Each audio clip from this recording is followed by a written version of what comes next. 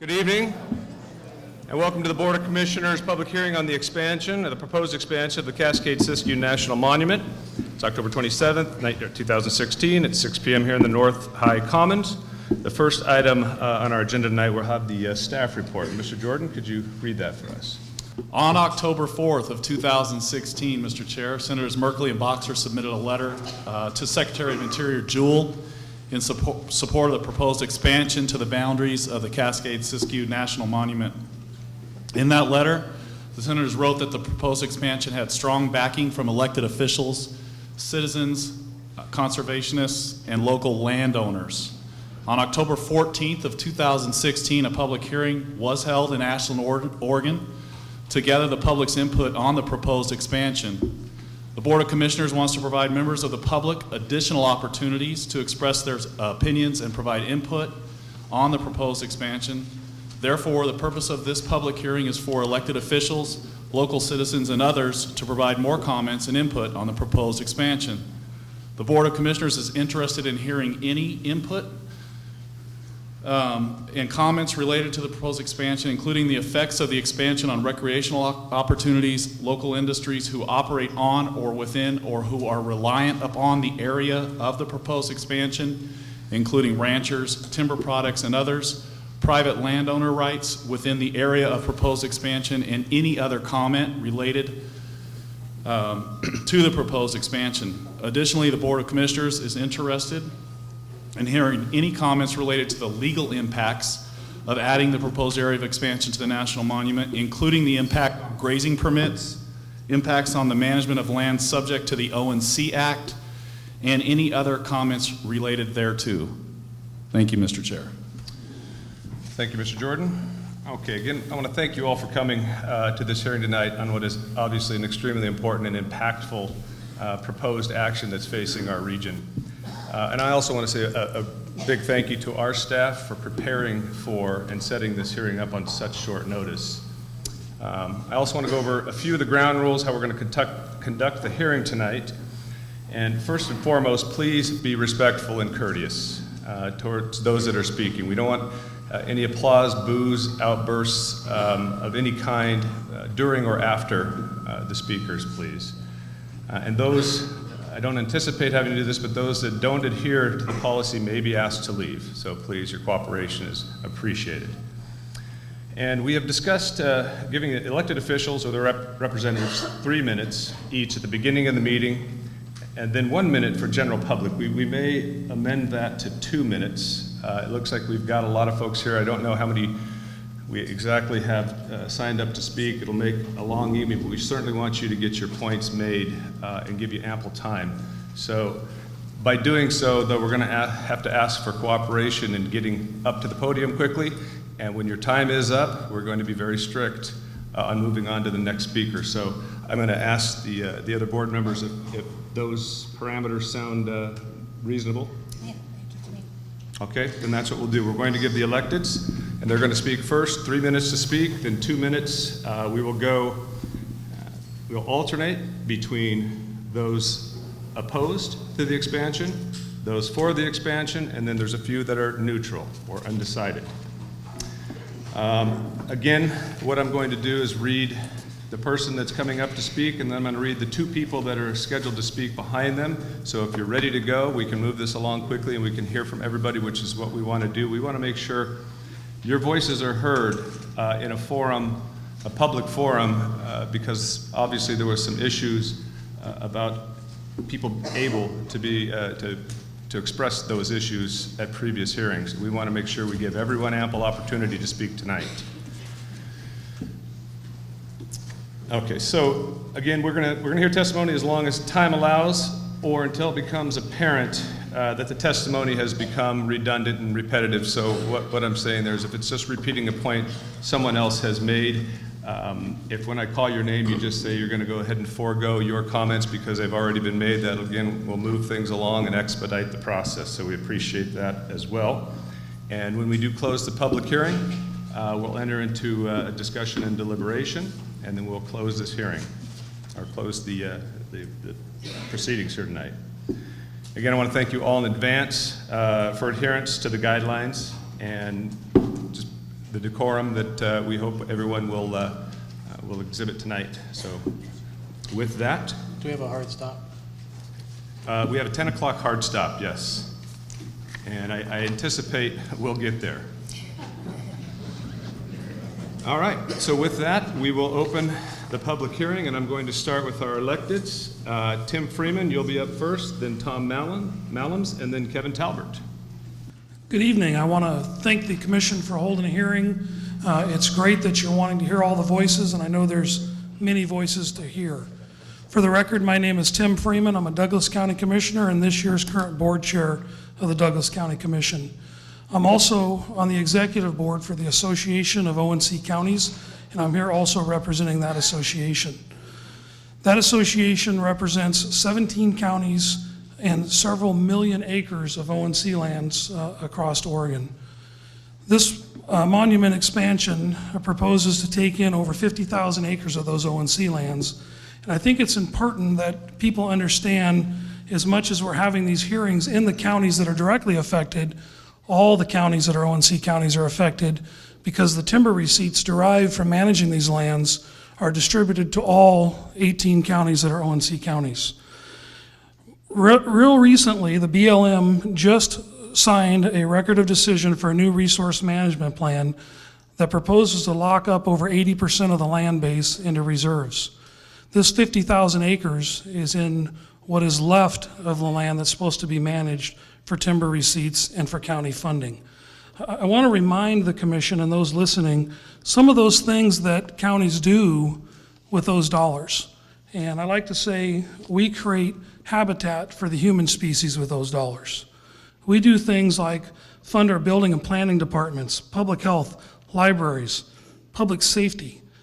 We do elections, we fund parks, we do animal shelters, tax and assessments, the district attorney's office, mental health courts, and drug courts, and many other things. These are very important services.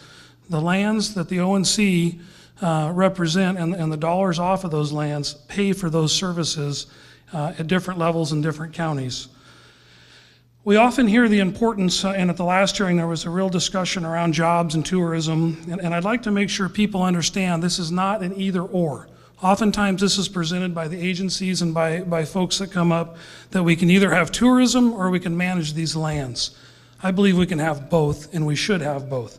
I would also like to remind the commission that oftentimes tourism jobs are seasonal and lower paying, and management land jobs, forest industry jobs, and county service jobs are family wage jobs with benefits.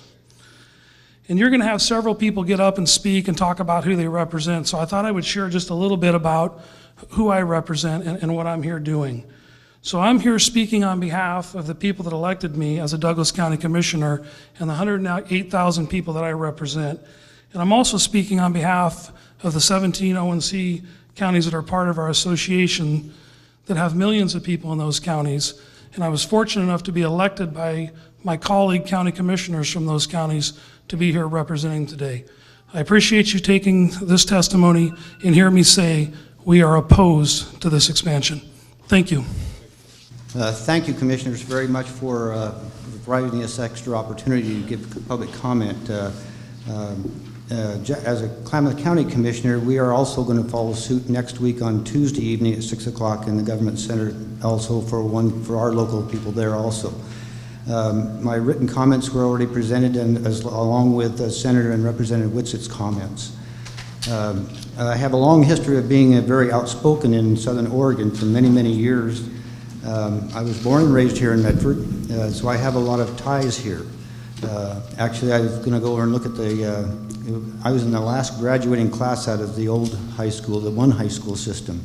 So I have a lot of skin in the game here for Klamath County and Jackson County. Commissioner Roberts was at the Ashland hearing a couple of weeks ago, and that was a very disturbing meeting. I think the general consensus, even by many of those that were supporting the monument, very definitely thought the fix is in. And I don't disagree with that at all. Those that had grazing permits on the land in question The snowmobilers, the groups, off-road groups, and even our own local BLM office had no idea this was happening. I got some calls, a couple of calls from our local BLM office, and they said, do you know this is happening? I said, yeah, we heard. Hadn't you heard? Not a word. They called the Reading office the day of the hearing, and the Reading office didn't even know about it. That's the day of the hearing. And Senator Merkley had made comments that these proposals were being vetted by the local offices. That's obviously not a very true statement, or he didn't know what in the world was going on. I have watched Southern Oregon continually be ignored by Salem and Washington, D.C. It's a very, very alarming thing that happens all the time. All I have ever asked for is balance. Instead, we get the Oahe Canyon lands, Crater Lake Wilderness expansion, and now this expansion of this monument. That just defies all imagination. There's no reason for that. Almost 90% of this land is ONC lands, as Commissioner Freeman mentioned. Using the Antiquities Act is literally against the law. I mean, it's very obvious. It's against the law. The negative impact to Jackson County and Klamath County is huge. The employees of the BLM office locally stated they will probably close that office down. For Klamath County, that means 60 families will leave. For Jackson County and some of the larger counties, that may not be as big of impact, but for Klamath County, that is huge. Those families and all their benefits that go with it, the negative impacts are huge. Now, is that the end of it? Yes, thank you. I encourage you to vote no. Hold on 1 second, there's a question. Commissioner, I have a question for you real quick. Sure. Approximately how many acres of this are within Klamath County? Approximately 19,000 acres. Thank you. So that is a big, huge impact for us. Thank you very much. Thank you. Chairman Dyer, Commissioners, my name is Kevin Talbert. I live at 1291 North Valley View Road, outside Ashland in the county. Thank you for the honor of appointing me to serve the remaining months of Senator Bates' term. And in truth, I'm here tonight because I believe that Senator Bates wanted to weigh in on this. And just tonight, for the first time, I saw a letter that Senator Bates actually wrote in support and endorsing the expansion of this monument. But my testimony is, when I moved here nearly 40 years ago, the population was roughly half of what it is today. But I was grateful to learn that the people that had come before me had the foresight to make sure that I could live in a county with a healthy, mostly intact ecosystem. They fought for and created such assets as Crater National Park, the Wild and Scenic Rogue River, the Bear Creek Greenway, and other assets to this region that make it viable economically.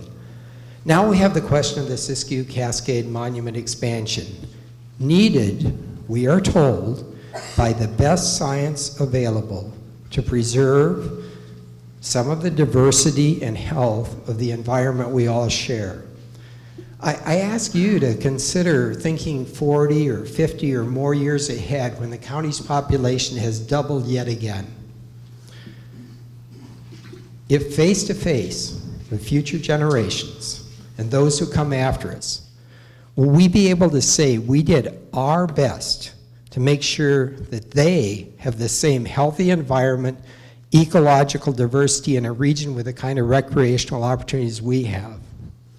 I understand that we need to consider and protect the rights of private landowners, but the question before us now is more about how we manage our public lands, a legacy that belonged to all of us.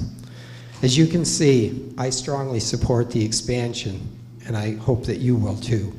Thank you. Senator, before you leave, one question. First of all, thank you for filling that term. We appreciate your service to the state of Oregon and Jackson County. But what my question is the date, you mentioned a letter in your testimony tonight that Senator Bates had written. What was the date in which that letter was written? It was in 2015. I don't have the date in front of me. So it was a little over a year ago? I don't know. Okay, thank you. Thank you. Mr. Chair, members of the Commission, I'm Peter Buckley, State Representative for 2 more months for South Jackson County. It's great to be here. Thank you so much for holding this hearing, making sure every voice is heard. It's very important to have the input of all involved. I'm here in strongly support of the expansion. When Senator Bates and I were briefed on the proposal to expand the monument, the scientific evidence that was presented and the economic evidence that was presented were very compelling for us. We both did write letters in I believe it was July and August 2015 in support of the expansion, based greatly on the evidence that we were given in the briefings that we had. So I'd encourage you tonight to pay particular attention to the scientific evidence presented by Dr. Pepper Trail on the need to expand the boundaries of the monument for environmental cohesiveness, and the arguments by the Ashland Chamber of Commerce that makes the case for the economic benefits of the monument for our part of the valley and for the region as a whole. I'm going to model good behavior and take less than 3 minutes and just thank you for your time and consideration. Representative, before you leave, just one quick question. You and Senator Bates got together and you wrote letters of support.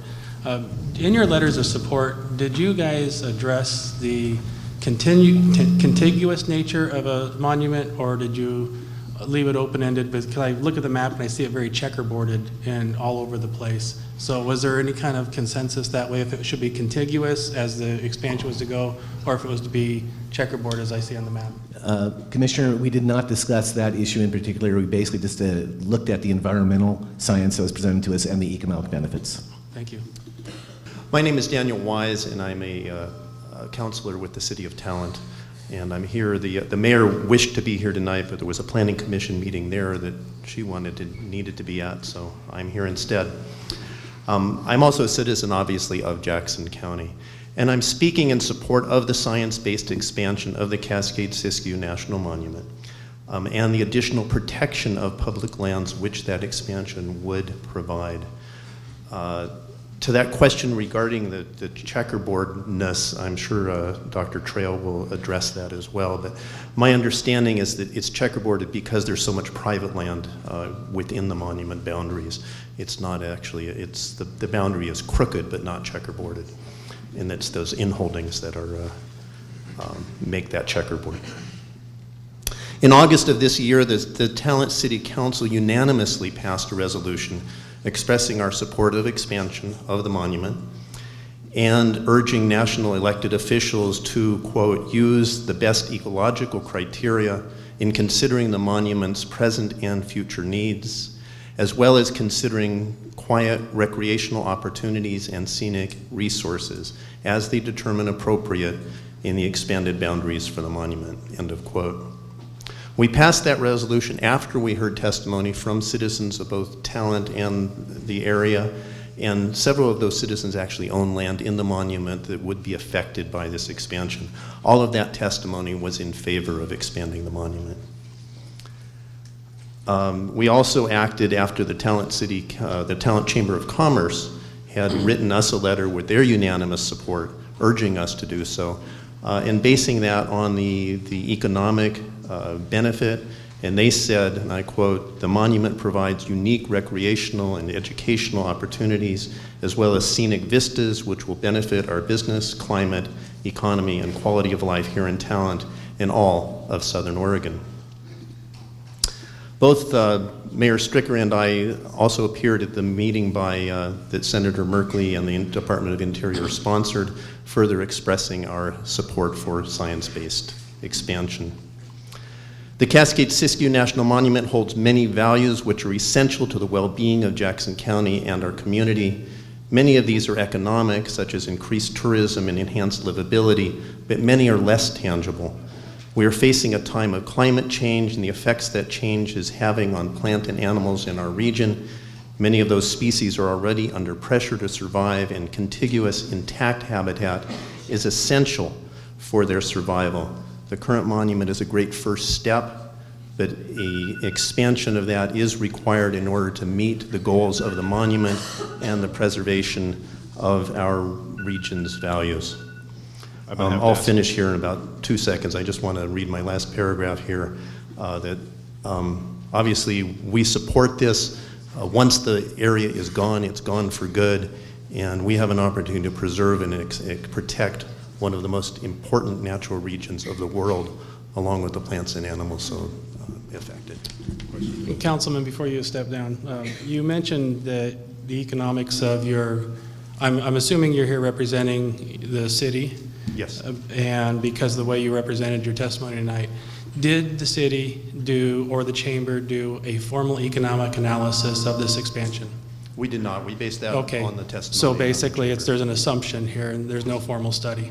Second, how many square acres does the city have in this expansion? None. Thank you. My name's Grace Bennett. I'm Chair of the Siskiyou County Board of Supervisors. And thank you for having this hearing and allowing me to speak.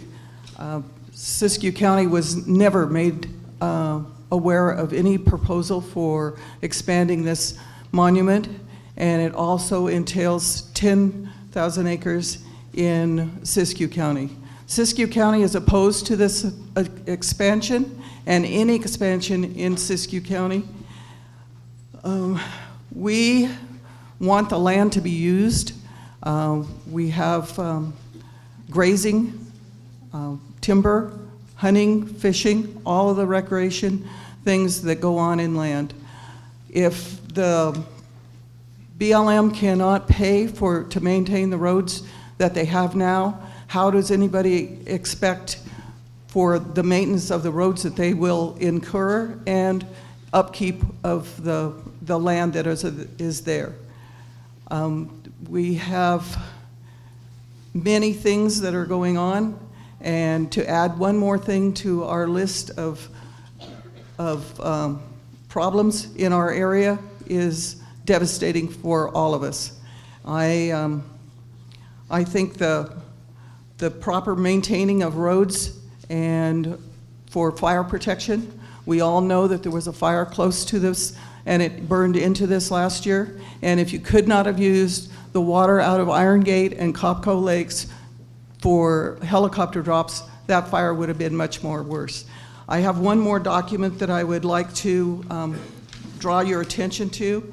This document is from 30 members of the House of Representatives, and it calls for implementation of new regulations on the Antiquities Act for it to become less onerous and to go back to the real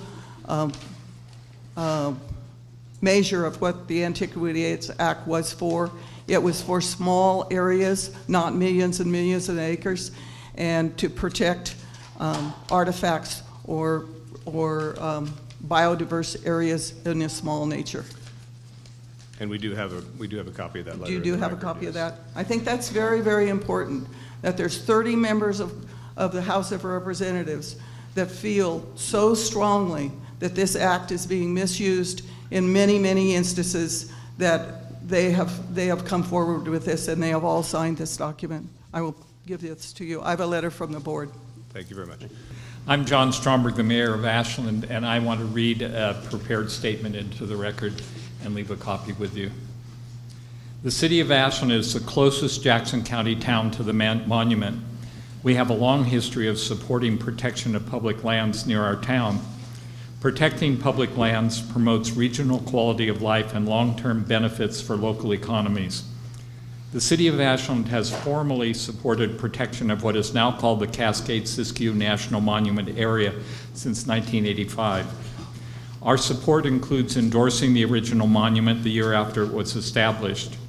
More recently, our city council passed a June 15, 2015 unanimous resolution supporting monument expansion that urges, quote, national elected officials to use the best ecological criteria in considering the monument's present and future needs, as well as considering recreational opportunities and scenic resources as they determine appropriate expanded boundaries for the monument. No one spoke in opposition at our publicly noticed meeting on June 15th of 2015. Our resolution was reported in the June 18th, 2015 edition of the Ashland Daily Tidings. The board of the Ashland Chamber of Commerce formally and unanimously asked us to pass such a resolution in the best interest of our citizens and visitors. Our June 2015 resolution notes that credible scientists, many of them respected professionals well known to us, find, quote, current monument boundaries to be inadequate because of fragmented habitats, including incomplete watersheds. the need for more complete environmental gradients to increase resilience in the face of significant climate change, and increasing development and land use pressures on adjoining lands that, if unabated, could undermine long-term presence of the monument's biological resources. As our former longtime city administrator, Brian Almquist, wrote to us in his own support for monument expansion, quote, "We are indeed blessed to have such a national amenity in our municipal backyard, even if it is still a work in progress. Jackson County is also blessed to have a Cascade-Siskiyou National Monument. Jackson County's citizens and the land itself will be increasingly better off over time with an expanded monument. The City of Ashland supports Cascade-Siskiyou National Monument expansion and urges the Jackson County Commissioners to do the same." Thank you, Mayor. I'm going to be fair. And how many square acres are within the city of Ashland? The City of Ashland is 6. No, in this monument. In the monument? In this expansion proposal, how many square No, acres are in the city of We're not Ashland? contiguous with the monument. However, we get 300,000 plus visitors a year, and ecotourism is an important part of our economy, which is part of the economy of Jackson County. I'll follow up on that statement. Are you stating that the 300,000 and the economy that you just said is a direct relation to the monument? No, but what I'm Okay. saying is there are multiple reasons that people come to Ashland, increasingly. Understood. environmental The food and beer and everything is wonderful there, and Shakespeare is an incredible place. I do love it myself. But I'm just sort of curious on how many square acres are in the city of Ashland. No, there aren't any square Okay, acres thank in you. the city of Ashland. Mike Ayers, and I'm the state president of the Oregon Hunters Association, and I represent about 10,000 members and 26 chapters around the state. And again, would like to thank the commissioners for having this meeting. I didn't think we were going to have a chance to do any public input. Months ago, I wound up signing letters that went from our office to Merkley and Wyden, asking for input into all the land issues that are taking place around the state. Crater Lake, the Wahi area. With that letter, we found out probably a week before the newspaper article that this monument was going to be expanded. The association is not against wilderness areas. We think that there should be a legislative process and a public process going into it. Monuments are just a stroke of a pen. Excuse me. So, at this point in time, we're against this monument. I would also point out that from what I understand, the management plan was only set up in 2008. They talk about scientific information. That certainly doesn't give much time to get information off this monument.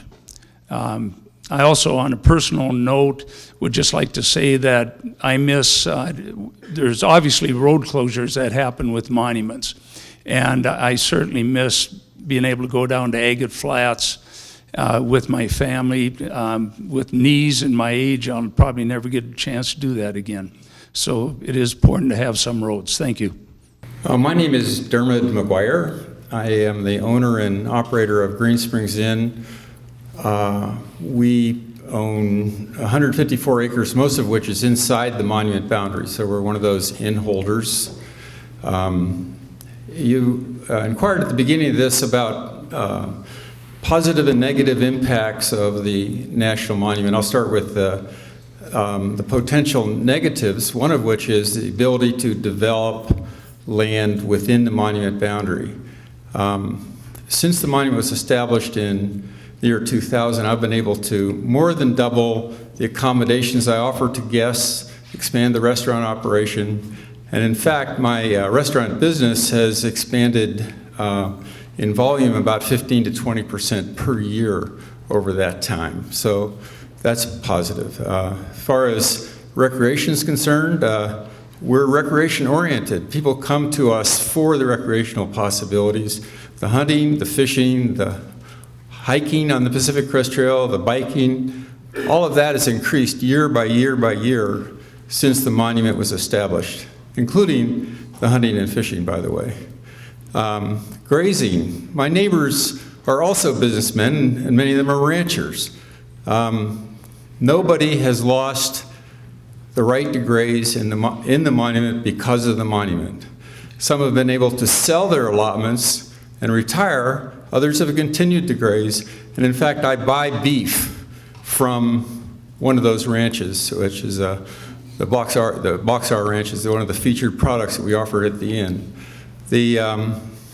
In general, the monument has been very good for us, and we're just a blip on the world as far as the value of the monument is concerned. I mean, this is not really about our economics, it's really about preserving the environment. But the fact is that the monument has put us on the map, and it could put Jackson County on the map if you just support it. Thank you. Thank you. My name is Jamie Stevens. I'm the science director at Klamath Bird Observatory. We're a local nonprofit, non-advocacy, science-based organization with a long history of using bird and habitat science to inform land management. Oak woodland and grassland habitats are at risk in the Pacific Northwest, and birds associated with those habitats are experiencing some of the most precipitous declines. 2 of our recent papers found that those habitat types are generally underrepresented in protected areas within the Klamath-Siskiyou bioregion, but they are present in the Cascade-Siskiyou National Monument.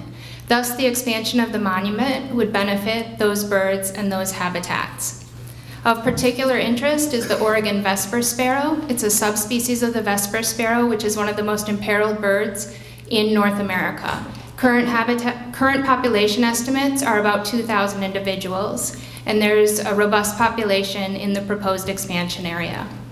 So again, we're a non-advocacy organization. Our stance on the expansion is neutral, but I'm here to bring our science to light, and the science is clear that the proposed expansion area will benefit some of the most imperiled birds in the Pacific Northwest.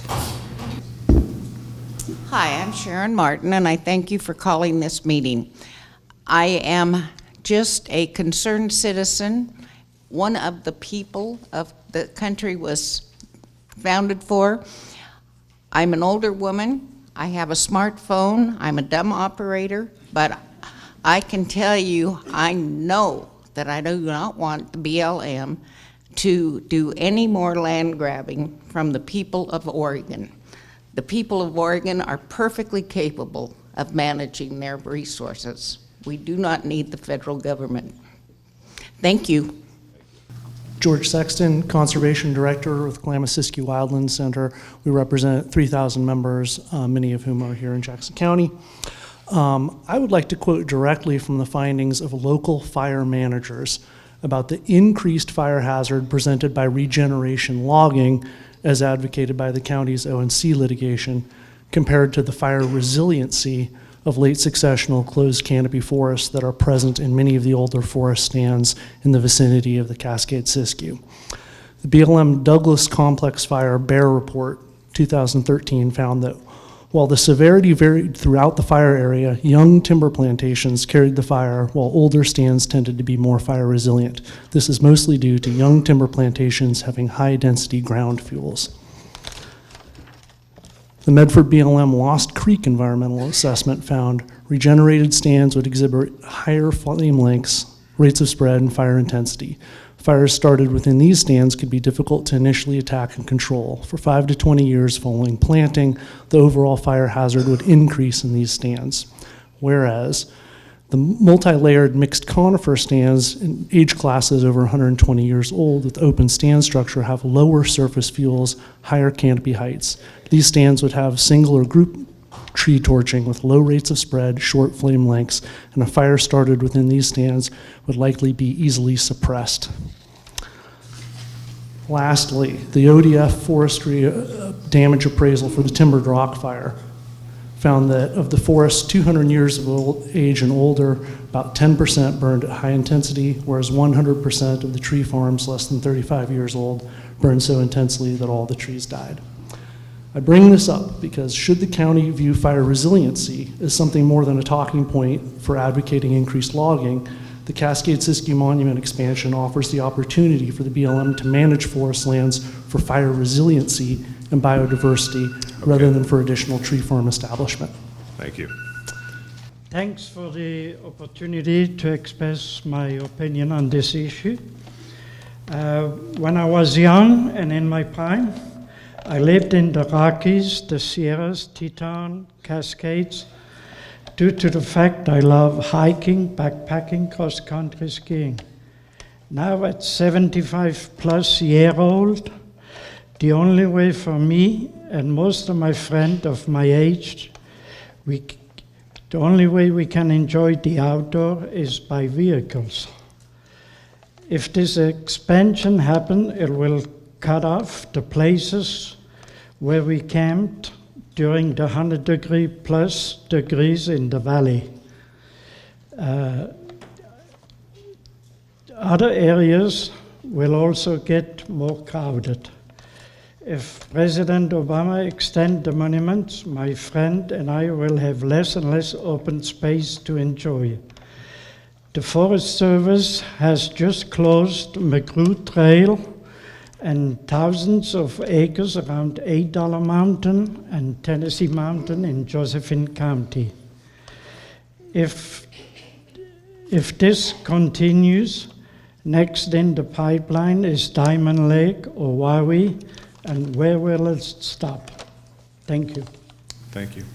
Hello, thank you, supervisors, for holding this meeting. My name is Edwin Chapman. Much of what I was going to say has already been said well enough, I think. I do have 2 points to make. I think we can all agree that what this is all about is access. There are those who would like to restrict access and those who would like to keep as much as we can. At 76 years old, I don't walk as fast or as long as I used to. I need a little bit of help getting into the forest before I can enjoy it. That includes my own forest, which I've managed for over 40 years. I have a piece of testimony from a property owner in California who borders right now the existing monument and will be surrounded by it if this goes through. He is concerned, as I'm concerned, that by closing as many roads as are being closed, fighting fires is going to be more difficult than it was. You really can't fight fires by hand in these areas. You have to be able to get in. And I will give you this document. I was going to read it, but there isn't that kind of time here. I also have a document from a Dr. Craig Downer relating to wild horses in the area, and I just heard today that Commissioner Roberts has a copy of that, but I'll give you that also. So our main concern really is fire. The commissioners will remember that in February, the assistant manager of the monument told you that he would have to close another 146 miles of road because the BLM cannot afford to maintain them. They cannot afford to maintain what they have. They would like to have more. We can't afford to give it to them. Thank you. Thank you. My name is Susan Dillis, and guess what? I'm not from Ashland or Talent. I'm from Rogue River. And I support the proposed science-based Cascade-Siskiyou Monument expansion because I want to protect the unique biodiversity of the area for local people, for tourists, and for future generations. And I am also concerned about fire. I live on 34 acres, and we're all concerned about fire. I feel that the fire protection that we're getting now is we do the best we can with it, and the old growth is what keeps the fire out, as George Sexton pointed out. So thank you very much for allowing me to say something. Ladies and gentlemen, I want to thank you for holding this meeting. I didn't prepare a speech, and I get a little nervous at public speaking, so if you can bear with me.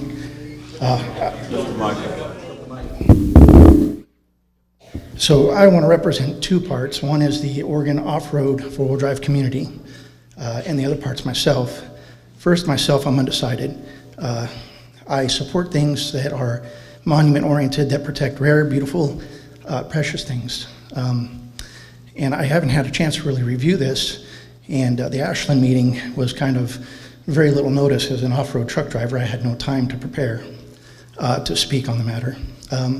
The other, as the off-road community is, they've closed down McGrew, as Ernie was speaking, and some other trails, and the land grabbing is something that we don't support as the off-road community.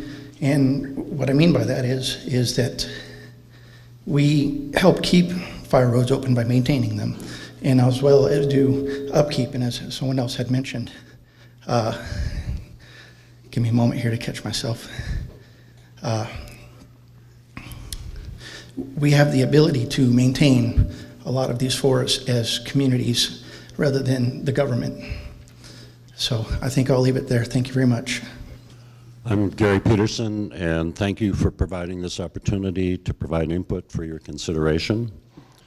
As a retired federal employee who has designed and or implemented more than 200 natural vegetation management projects, I'm troubled by the proposed expansion of the Cascade-Siskiyou National Monument and the limitations that expansion imposes on the resource, the landscape, and future management activities in it.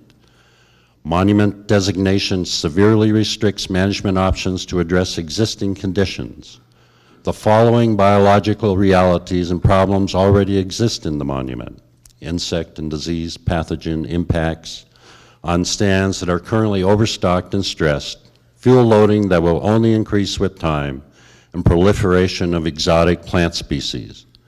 The current conifer component of the vegetation base is seriously affected by root pathogen diseases that will only intensify over time as climate change stresses this vegetation. Root diseases not only kill the above-ground vegetation, but also add to the already high fuel loading that occurs in the affected stands when dead trees fall to the ground. Existing insect and other disease issues also have the same effect on the site. As to protecting Oregon's pristine natural resources, the current vegetation has been heavily impacted by past management practices.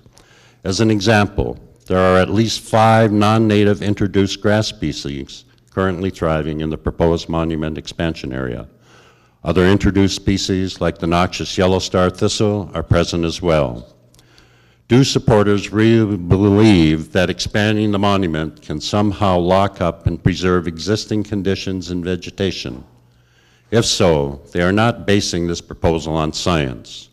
Either they delude themselves with magical thinking, or they are using this tactic to convince policymakers and the public of such tactics. Okay. If the natural monument expansion is approved, knowledgeable resource professionals, politicians, and the public will have all failed in our stewardship role for these lands. Dave Willis with the Soda Mountain Wilderness Council. Nobody's claiming the monument expansion area is pristine. It's an important biological connectivity corridor between the Cascades and the Siskiyous, recognized in the Northwest Forest Plan and other places.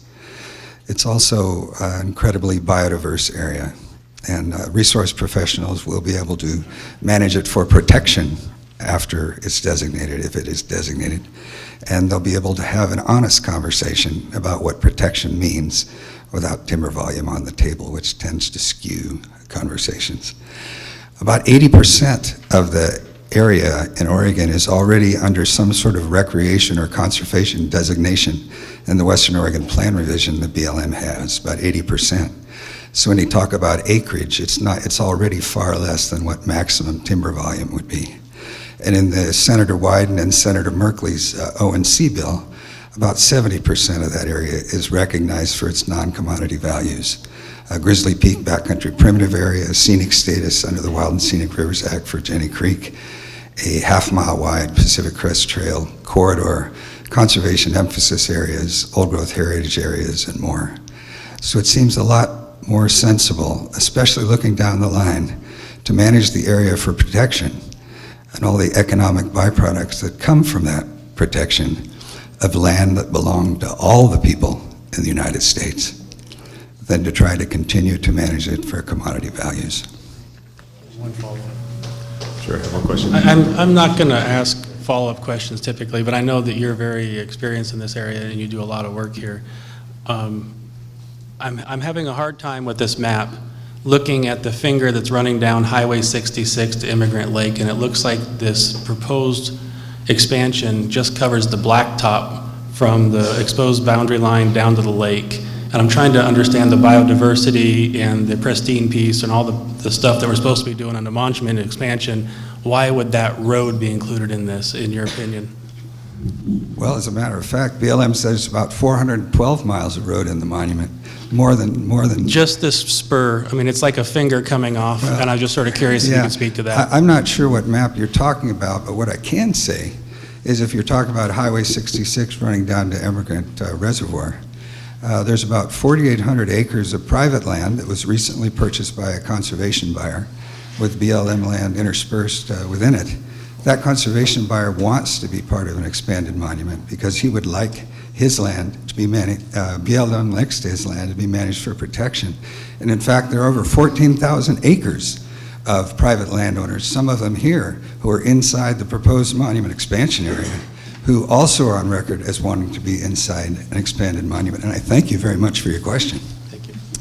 My name's Bill Meyer, and all here tonight are witness to a crime, this attempt to steal tens of thousands of acres of ONC designated lands using unlawful methods to hijack and camouflage our public process and place these ONC lands unlawfully, as I see it, into an expanded monument. This intrusion is a matter of county concern. The ONC Act of 1937, follow the law, folks, it makes it clear that these lands shall be managed for permanent forest production, and the timber thereon shall be sold, cut, and removed in conformity with the principle of sustained yield for the purpose of providing a permanent source of timber supply, and of course you get the economic benefit for county services.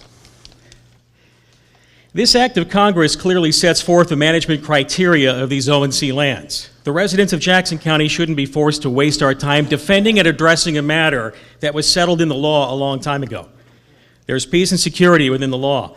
This monument proposal is clearly outside the rule of law and congressional intent and will sow chaos both socially and economically. The solicitor for the Department of the Interior told the Secretary of the Interior that the President lacks authority under the Antiquities Act to include ONC lands in a national monument. This was concerning a proposal to put ONC lands in the expansion of the Oregon Caves. The monument expansion proponents are asking us to believe three legal fictions. First, that the Antiquities Act authorizes the president to use ONC land in a monument. Second, the original monument's too small, while the third fiction, that it's legal and lawful to violate congressional law and intent by stealing these ONC lands, placing them in a monument to satisfy a left-wing green environmental agenda. It is your sworn fiduciary duty of all elected officials to follow the oath of office, follow the law, defend the Constitution, and defend us from these unlawful intrusions. Thank you. My name is Jack Duggan. I was raised in the Pacific Northwest. I have worked in sawmills, I've been a logger, and I've been a land manager. In the early 70s, when I came home from Vietnam, I took a degree in forestry so I could help manage my family land in the Applegate, which has been in the family for 4 generations. In doing so, I started looking at how other people manage their lands. And I had the good fortune during my career to travel around the country and look at lands in Tennessee, in Georgia, in New York, and New Hampshire, lands in Montana and Idaho and Arizona. And I also studied some history about those lands, part of it due to my good fortune to be friends with a citizen Potawatomi, taught me a lot about Native American culture. And in looking at that history, I look at this country and I see how much we've lost. And I think to myself, here we are in the Pacific Northwest with this jewel, one of the most biologically diverse areas in the country. And we have to think about what's going to last for future generations. I appreciate Commissioner Roberts' comment in the Mail Tribune that this is an issue that will affect future generations. And I ask you to look at the facts, the financial facts. I didn't know that Bill Meyer took a law degree, but I can tell you that he's cherry-picked that ONC Act because it does say sustainable yield. And I think everybody in this room would agree that the BLM has failed us. And they began to fail us in the 60s and 70s when they cut beyond the limits of sustainable yield. And then they created a further problem by failing to do what the most basic silvicultural text will tell you, and that's to do some post-harvest management. Now, private industry did, but they planted plantations. The facts are, BLM themselves said, recreation brings 10 times more economic activity to Southern Oregon than anything else. Thank you. Yes, thank you very much for having the having this community meeting. I have a vested interest in the Green Springs and the proposed expansion. It's not that I have property up there, but my grandfather was he ran the mill at the top of the mountains there. And now, granted, that was 40 to 50 years ago, but as a child growing up, I remember going out and having access to that area. He owned 10,000 acres of timberland out there, since sold off, but that's within the National Monument. My biggest issue is, as a private citizen, is having access to public lands, which have since been locked up. At the same time, being able to, I believe firmly in sustainable yield, well, which is common sense. You have, how would I say this? Economic production, cut, then replant. At the same time, having public access to these lands. So personally, the existing monument, in my opinion, is large enough. It doesn't need to be expanded any further. So as a private citizen, I am against it. Why can't ONC, why can't the state support? I think the state has proven to manage their lands much better than the federal government can. And at the same time, if it was going to be expanded, why lock it up? Allow public access to these areas. And that's what they're for. They're owned by the people, not by the government. Derek Volkart, I reside in Talent, and that gentleman's correct. These lands are owned by the people. They're owned not just by the citizens of Medford, Ashland, Talent, but they're also owned by the citizens of San Francisco, Portland, Los Angeles, Austin, Texas, New York City, and none of their lands reside within the county land that's encompassed by the monument boundaries either. They do have a say, though. Until they're not federal lands, perhaps we can agree that those are the owners of the land. And they do have an opinion that's probably a little more radical than anybody here in this room as far as conserving those lands. I do agree it's also about access. I hunt, and access is a problem. Opening weekend for western deer season is crowded. You can't say that it's not. Sky Lakes Wilderness is crowded during elk season. I want more wildlands. I want bigger areas on the map. I'm not even sure this monument's big enough to create more areas for people to get away from. And then finally, I'm also a small business owner in the construction trades, and my employees, as well as my clients, use Oregon wildlands like the monument for recreation, and demand will only grow. And I hope that my boys, when they grow up, will have bigger circles on the map to recreate in, and something we can be proud of. So thank you. Hello, my name is Sharman Ball. I think this is a great opportunity to showcase our democracy and have everybody's opinion be heard. I'm from Siskiyou County. I grew up in Siskiyou County in Fort Jones, California, which is just on the other side of the border. Now reside in Jacksonville. I am for conservation, and I think that comes down to managing the forest, but limiting access is going to be very difficult in the coming times as this area expands and the areas that we have access to diminishes. If you've ever gone up to Hyatt Lake, it's really difficult, even Lake of the Woods, it's even difficult to find a camping spot during the summer season. If we restrict more access, it's going to become more crowded and people are going to lose more areas to go recreate. Thank you. Good evening, and thank you for having this meeting so we can have our opinions heard. My name is Dennis Jordan. I'm a lifelong resident of Jackson County and Eagle Point. The BLM has managed this ground for longer than I've been in Jackson County, which is 60-some years. Why do we need a change in the management style now? Yes, it's a biodiverse. It's a prestigious, beautiful piece of ground. They've managed it to be that way and keep it that way. If we change the management style, what's going to happen with multi-use?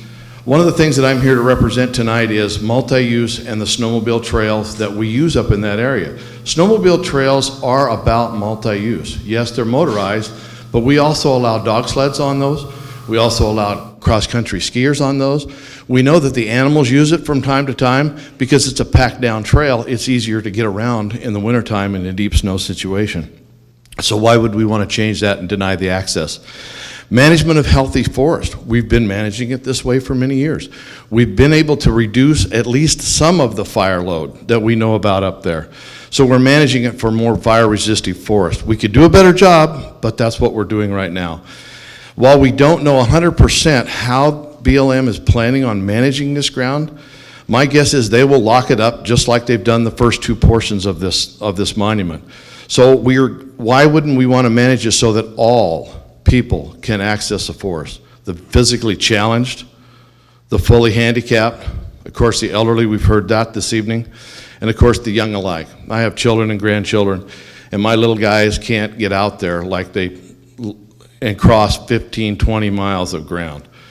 So I'm opposed to this monument for those reasons, and one of the biggest is, of course, multi-use in the area. Thank you. My name is Joseph Vail. Let me adjust this a little bit here. I'm not Bill Meyer. But I do live in Jackson County, and I just want to thank you all for this opportunity. You know how to turn out a crowd. I'm a big fan of the Cascade-Siskiyou area. It's a beautiful place, and I'm sure you've all been there. It is a melting pot of different ecoregions where the Sierras reach up into the Cascades and where the Siskiyous meet the Pacific Northwest. And I think everybody in this room agrees that we live in a wonderful part of the world. And so I think that there is some common ground. I do want to remind the commissioners about the support and process that has been building for the Cascade-Siskiyou over the past several months.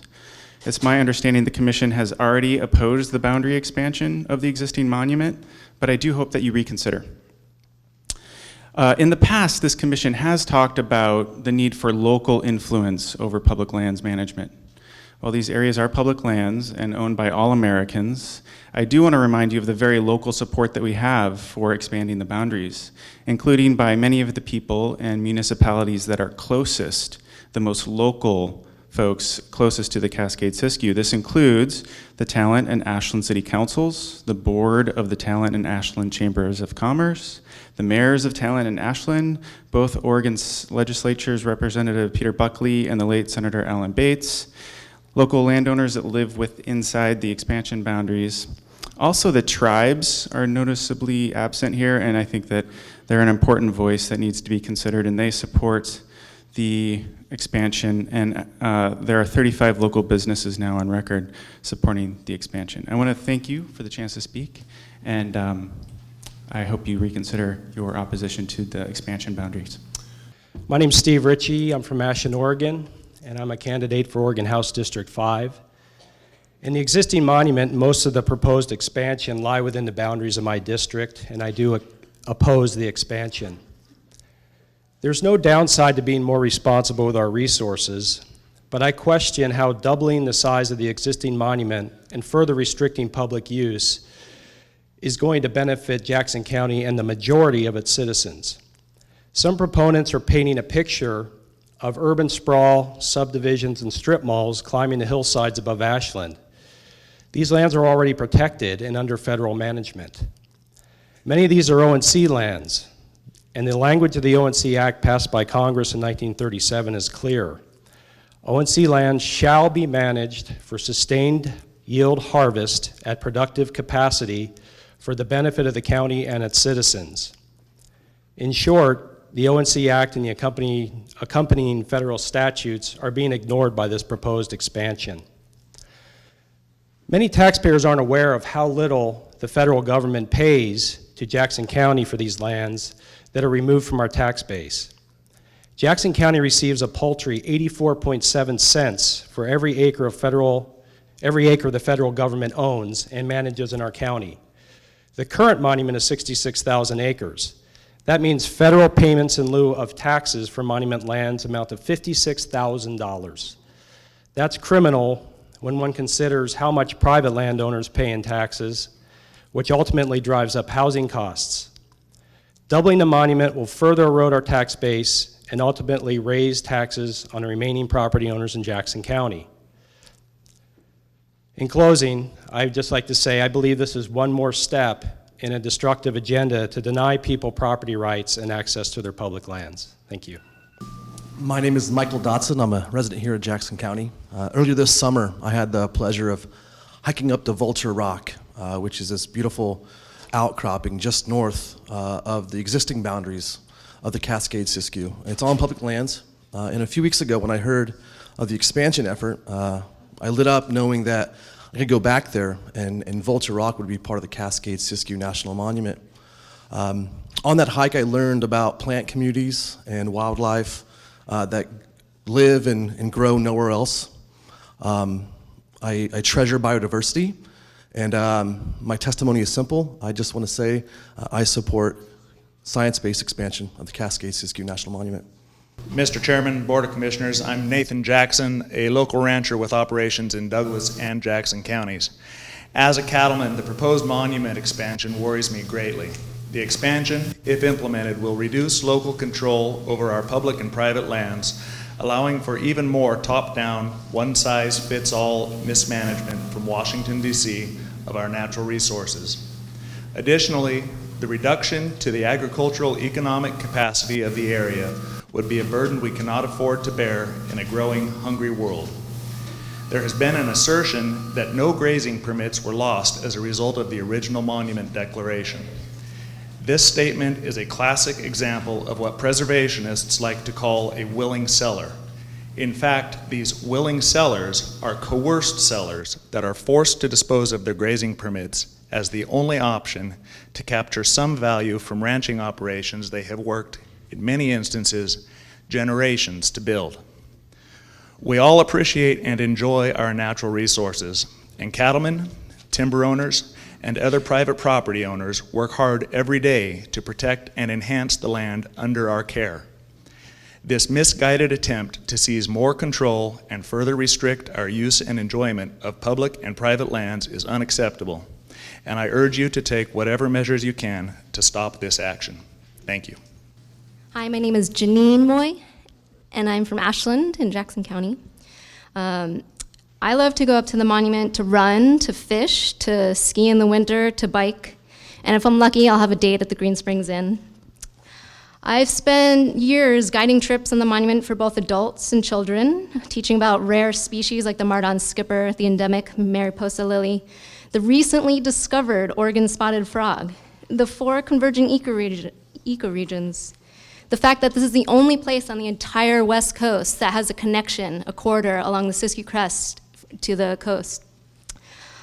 I recall one time a 12-year-old child I was guiding from Talent, having their first nature experience in the forest there, had a hard time taking steps because we started going up a hill, just hard time balancing, because it was likely his first time off of pavement in his life at 12 years old.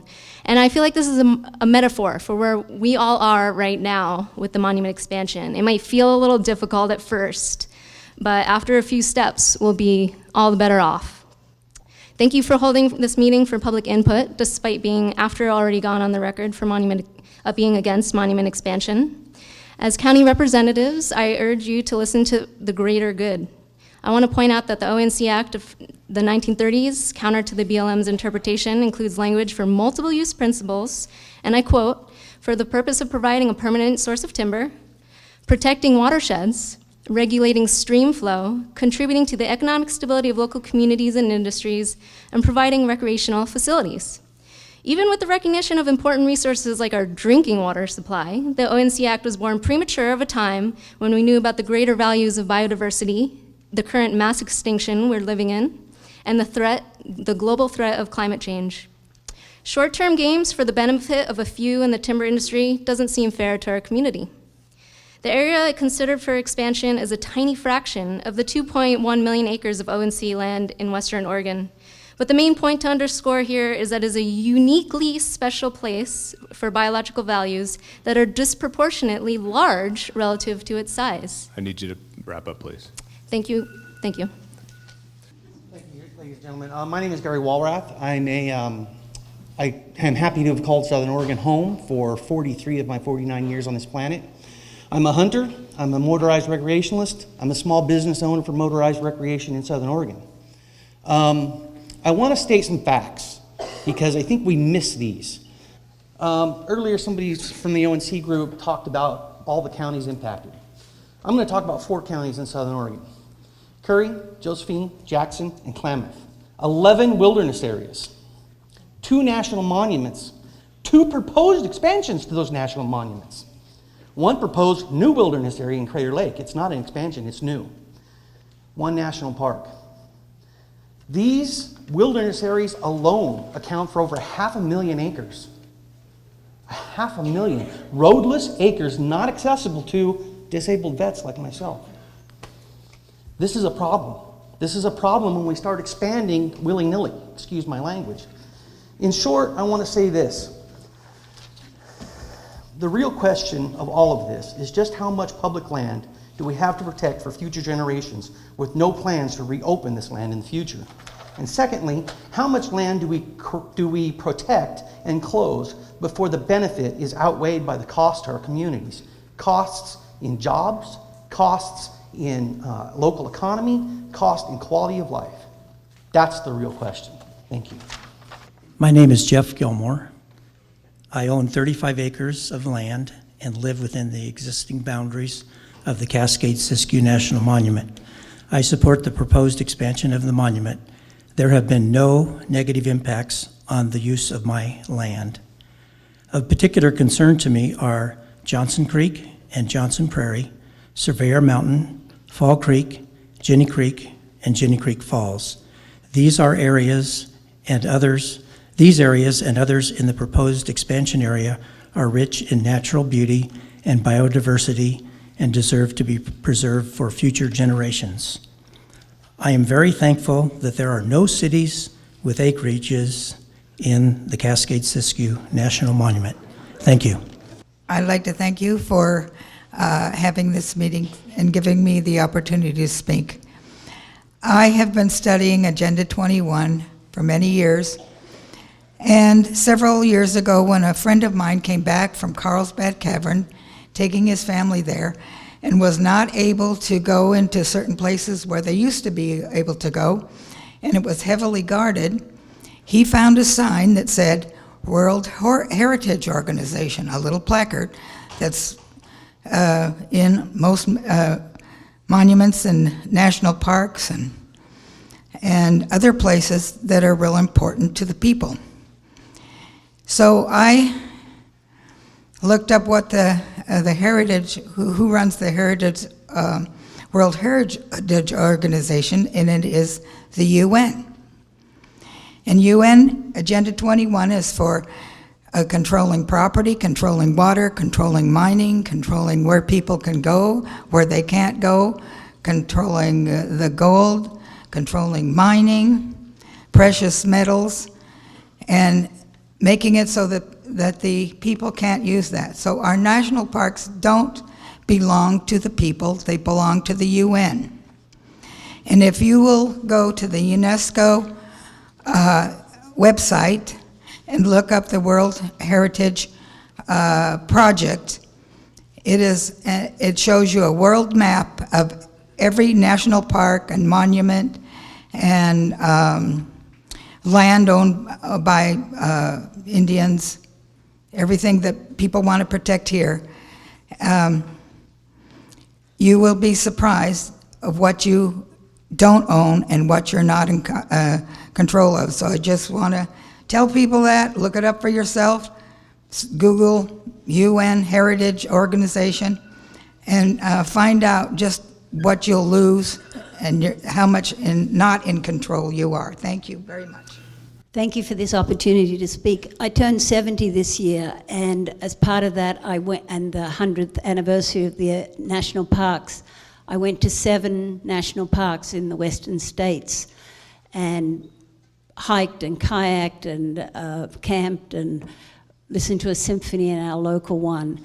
And at each of these parks, I was really smitten by the people and the public servants and the politicians who had worked really hard to create these amazing places for posterity, and I'm very thankful for them. These were beautiful parks, but one thing that I really noticed was being in these amazing places, there just was not the diversity that there is when I go in the Soda Mountain Wilderness. The Soda Mountain Wilderness is unique. The amount I, as a non-scientist, can see it's different. There is a huge amount of variety. It is something worth preserving. I've lived in Ashland for 40 years. I've hiked areas of the expansion, most recently with scientists, and heard their arguments for expansion and protection and the justification for these areas and the inadequacy of the current boundaries. I support the expansion to preserve the amazing diversity of this area and the economic and recreational benefits it provides. Thank you. Thank you very much for holding this meeting. I didn't think we'd have any opportunity to talk to folks that represent us that we've voted for. There was an opportunity in Ashland.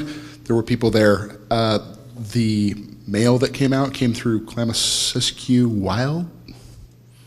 That's an organization that does some of the studies. There are folks here that do some of the studies. There are people that get paid to do these studies. They get paid government money to do these studies. I'm a business owner. I don't own property there, but I visit it 2 to 3 times per week. I bring my dogs there. I hike, I hunt, I fish, I walk. And when my children, now grown, were this tall, I brought them to the base of Pilot Rock, and I had them look up, and I had them walk around Pilot Rock, and they were in awe. I expected to take my grandchildren there. The trailhead was moved back a little bit more than a half a mile. It's uphill. I'd love to show my 92-year-old grandmother that. She's still alive. She's here in Medford. I grew up in Siskiyou County, California. I lived there the first 20 years of my life. I went to College of the Siskiyous, moved to Southern Oregon State College. I decided that I wasn't going to go to the city. I wasn't going to go make a big name for myself. I was going to be a big fish in a small pond, maybe, as a kid when I was going to college. I decided I liked it here because it's like home, because home is the same place. It's the same biodiversity. It's the same things we're talking about. When we're talking about very special flowers, very special frogs, I care about those. When I'm out in the forest, I get down on my hands and knees to photograph them and show them to other people. In a group I run that has 3,500 local people in it. I run a larger group. That one's called Southern Oregon Outdoors. I also run a website called Great Oregon Outdoors. This affects my business, not so much that if I don't have that photo from that area, nobody's going to come to my site or still take pictures of the outdoors. The fact of the matter is we have stacks of these areas documented. I'd like to show people Bybee Falls. I bet a lot of people in here have seen the falls. It's an unmarked trail. We've seen from the first 2 monuments that the trails are backed up further and further and further, and it's absolutely unacceptable. They are not protecting it for the long term because people will not be able to see it.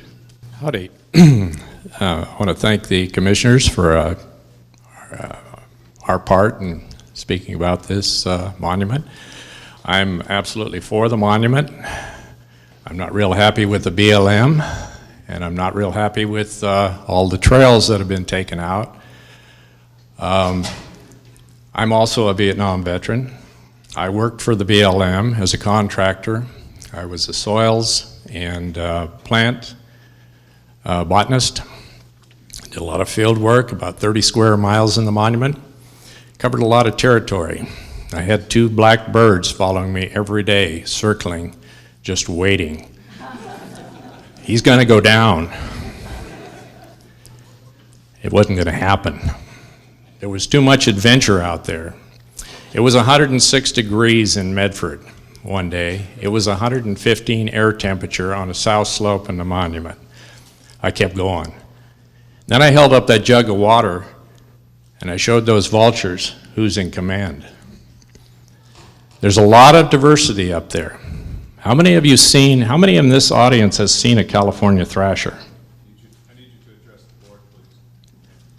Oh, okay. Anyway, I ran into a lot of them. There's a lot of bird diversity up there. There's a lot of plant diversity. And this summer, we spent a little time cleaning up after the cattle had been in there. We took out a large population of weedy Dyer's woad. This is with the BLM. And we're continuing to clean up the mess that they've left in that monument. It's been a lot of work for me. I love the place, and I'd like it to be a lot bigger. Johnson Prairie, of course, at times of the year, it's demented down to overgrazing and cow sewers. That's our drinking water, folks. We need to take care of it. Thank you very much for listening to me. I'm actually a native to this area, sort of rare probably amongst all the people that are here. I was born and raised in this area. I grew up as a kid riding motorcycles, and I actually entertained myself. When I went to school, one specific thing I remember when I went to school is that my friends wanted to go, hey, let's go do something, they want to do something in town. I said, no, I want to go home. And they looked at me and said, well, why do you want to go home? I said, I got things at home I want to do. I live in the woods. I can actually go hiking, I can play, I can ride motorcycles, and I can do those things that entertain myself as a young person. Well, guess what? Growing up that way, I didn't get in trouble doing that. My concern is that we actually block out our young kids' ability to go into lands, do recreational things, do four-wheel drive, motorcycles and those sort of things. We block people out of that. I live on private property and I live at the end of a road, and I encourage people to ride motorcycles. If you need access, use my property. Because I've seen many kids that used to live in the area that moved out, went to college, and they came back. And they said, we can't find any place to ride that's close to our local area where we used to ride. It's all been blocked up. I said, yeah, I know. But park your vehicles at my house. Use my property. Ride on my property. Because I know what it means. I grew up that way. It's very important to grow up and have something to do to keep yourself active. I'm really concerned about being excluded from these lands. I am also very concerned about the environment. I'm always conscious of that sort of thing, and I think we can actually do it in a very conscious way, and we still do not have to block access to lands. I do not like to see gates. Thank you very much. I am a property owner inside the existing monument, and I'd like to sort of clarify how things have changed in the years since the monument was created. When you talk about locking up this land has not been locked up. On our road, the visitors on the road include school buses full of children, bus loads of senior citizens. Now, I was very curious as to what they did when they parked that bus. I wanted to follow them and find out where they were going, but I didn't do it. I let them have their day in the monument. Butterfly and bird enthusiasts are there, and of course, at this time of year, there are many, many hunters. This has not changed since before the monument was there, but the access has increased greatly since the monument. It's on the map. People know it's there. The school districts know it's there. They take their children there as part of their science projects. On our property, we have seen an increase in wildlife. Prior to 2000, we had nesting Canada geese, mallard and wood ducks, and osprey. Since the monument was formed, we have the addition of sandhill cranes, ringneck ducks, and great blue heron. I'm not very happy about the heron, to be honest. They're awfully noisy and they fight all the time and they scare all the other wildlife. But it's their woods and it's for them to enjoy. The monument, as currently construed, is obviously good for wildlife, good for human children, good for human elderly, good for human outdoor enthusiasts. This property is not locked up. If anything, it has been more exposed to more people, and I support the expansion. Thank you. Good evening. Good evening. I'd like to thank you for having this hearing. I'm too short. There. Much better. I'm going to address this from a different point of view. I'm an environmentalist. I oppose this expansion I believe in taking care of the land. I believe when you hike in the woods, you don't dump your garbage on the ground. I believe in that sort of thing. However, I believe that this is some kind of a federal land grab. I don't think that it's constitutional that the president and the Interior Secretary can come along and say, you do this and you do that. We are citizens of the United States, and we have a right to do what we want to do. I'm sorry, but this makes me a little angry. The nice young men out here who were holding the long sign in support of this, I had a conversation with them. And finally, when we were talking, I asked them, is this not worship of the environment? And he looked at me, and then he said, yes. And I said, is the monument then a religion? And he said, yes. The religion of worshiping the environment. The monument is their temple. Now, my taxes are paying for their temple.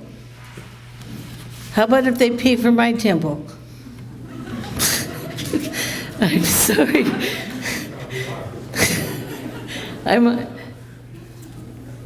Now the law says that this is to benefit the counties and its citizens. It does not say the spotted owl and the spotted frog. Thank you. Thank you for having this meeting. I've yet to confront the commissioners and meet all of them. My name is Kathy Edwards, and I own 98 acres adjacent to the monument. Somebody was talking about the map with the arm.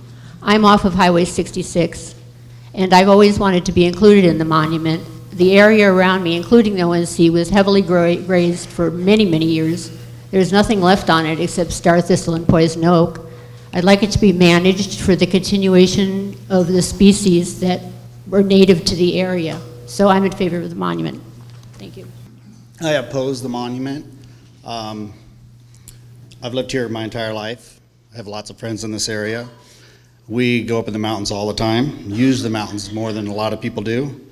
The monument area that is in effect is basically closed it off. It's a land of no use. We don't go over there anymore because it's useless unless you want to hike in. Most people don't want to hike 20 miles down a trail and then 20 miles back out. It closes the land off to most people. I appreciate, Doug, you pointing out earlier, seeing through the smoke and mirrors about that finger, of one person wanting that finger closed, and now it's on the map. So it's special interests is what is causing this. And the majority of the people, if you did a vote and you put it on a ballot, you'd find out the majority of people are against this. It's a small group that wants to close this off and run it for everybody else. That's why we live in Southern Oregon. So we can use these mountains, we can hike, we can fish, we can ride quads, that's what it's about. And everybody agrees that it's a beautiful place. Our mountains are gorgeous. Well, they've got that way without being a monument. Thank you very much. My name is Lanita Witt. I've never met you guys before, and ladies. I've spent 31 years with Suzanne Willow at Willowit Ranch. We have 445 acres east of Grizzly Peak.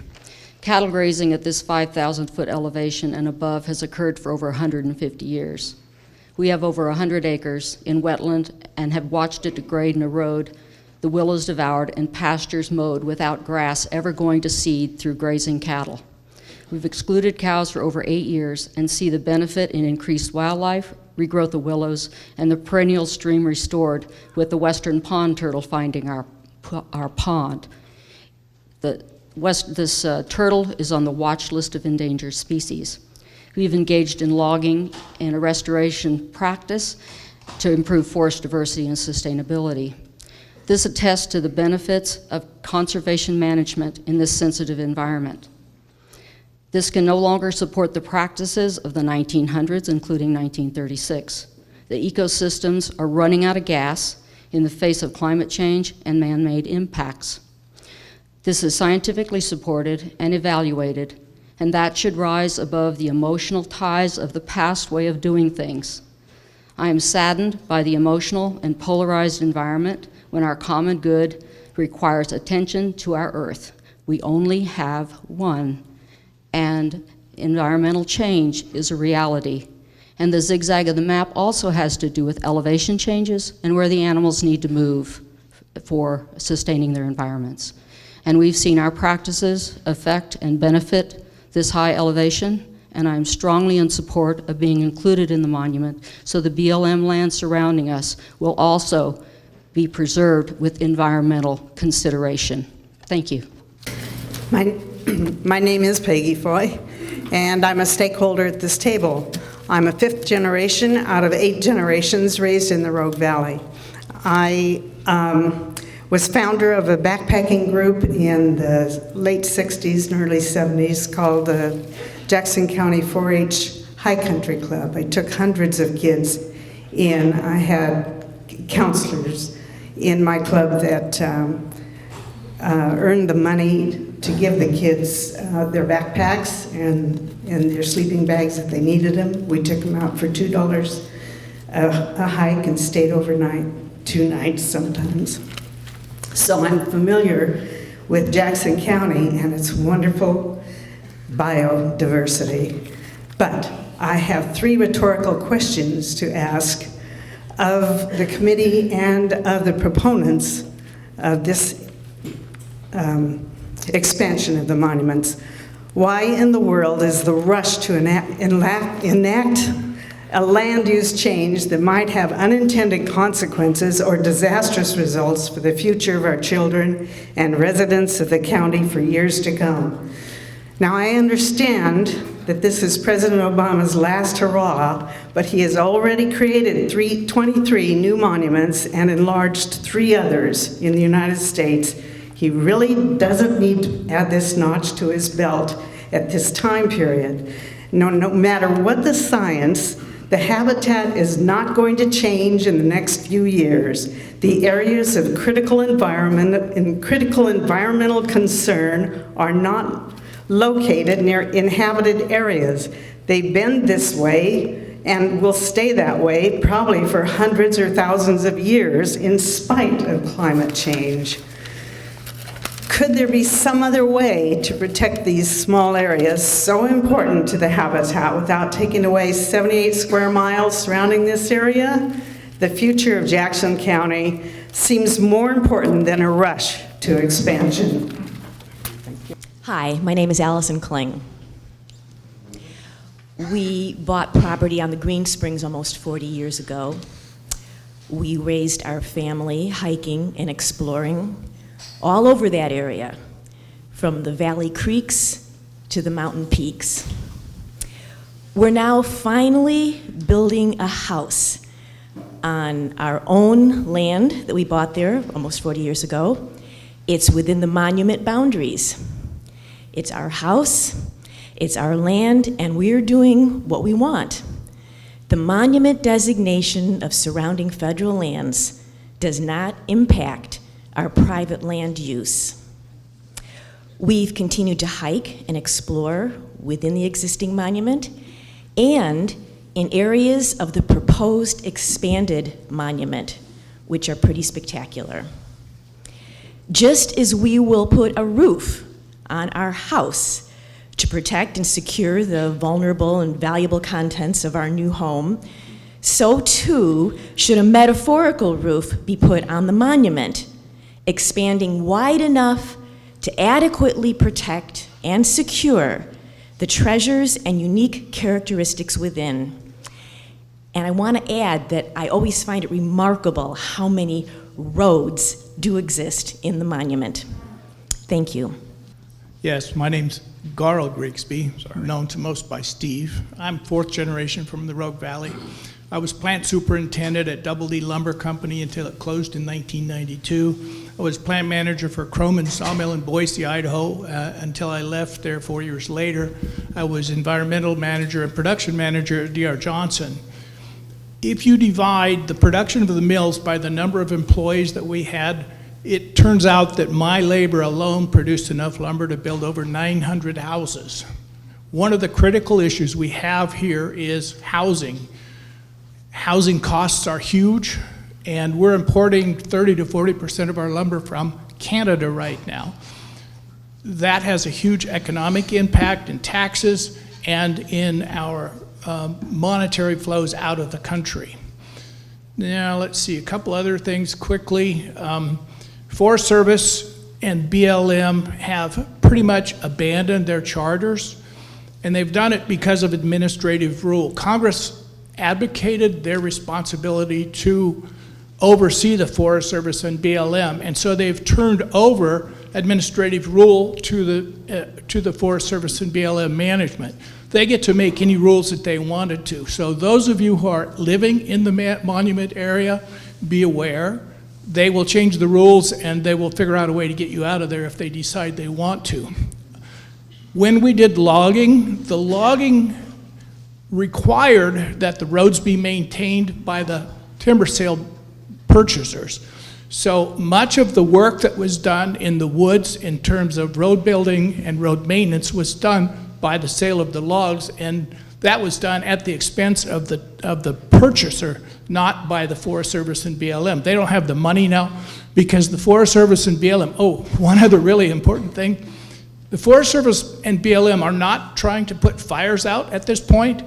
Their goal is fire management, and the reason for that is that's how they get their budget. So beware. Thank you. Good evening. I'm a resident of Jackson County. I'm also a small business owner. I'm sort of a logical person. 1 + 1 still equals 2. For me, what the ONC Act of 37 says nothing about sustainability. What it says is principle of sustained yield for the purpose of providing a permanent source of timber. It's fact. It's not emotion. It's written down. Fact number 2 is, excuse me, fact number 2 is these people talking about having lands within the monument area, and they're happy having their lands surrounded by these monuments because no one else can get into them to bother them. There's hundreds of thousands of other people that are affected and will be withheld from those areas by the lessening of trails, closing of roads, so we receive fewer and fewer benefits by an expansion of the monuments. That's fact. Emotionally, there's one other thing that sort of set me off a little bit by an earlier gentleman speaking. And I don't know if anybody else caught it, but I did. He said, this is a great first step.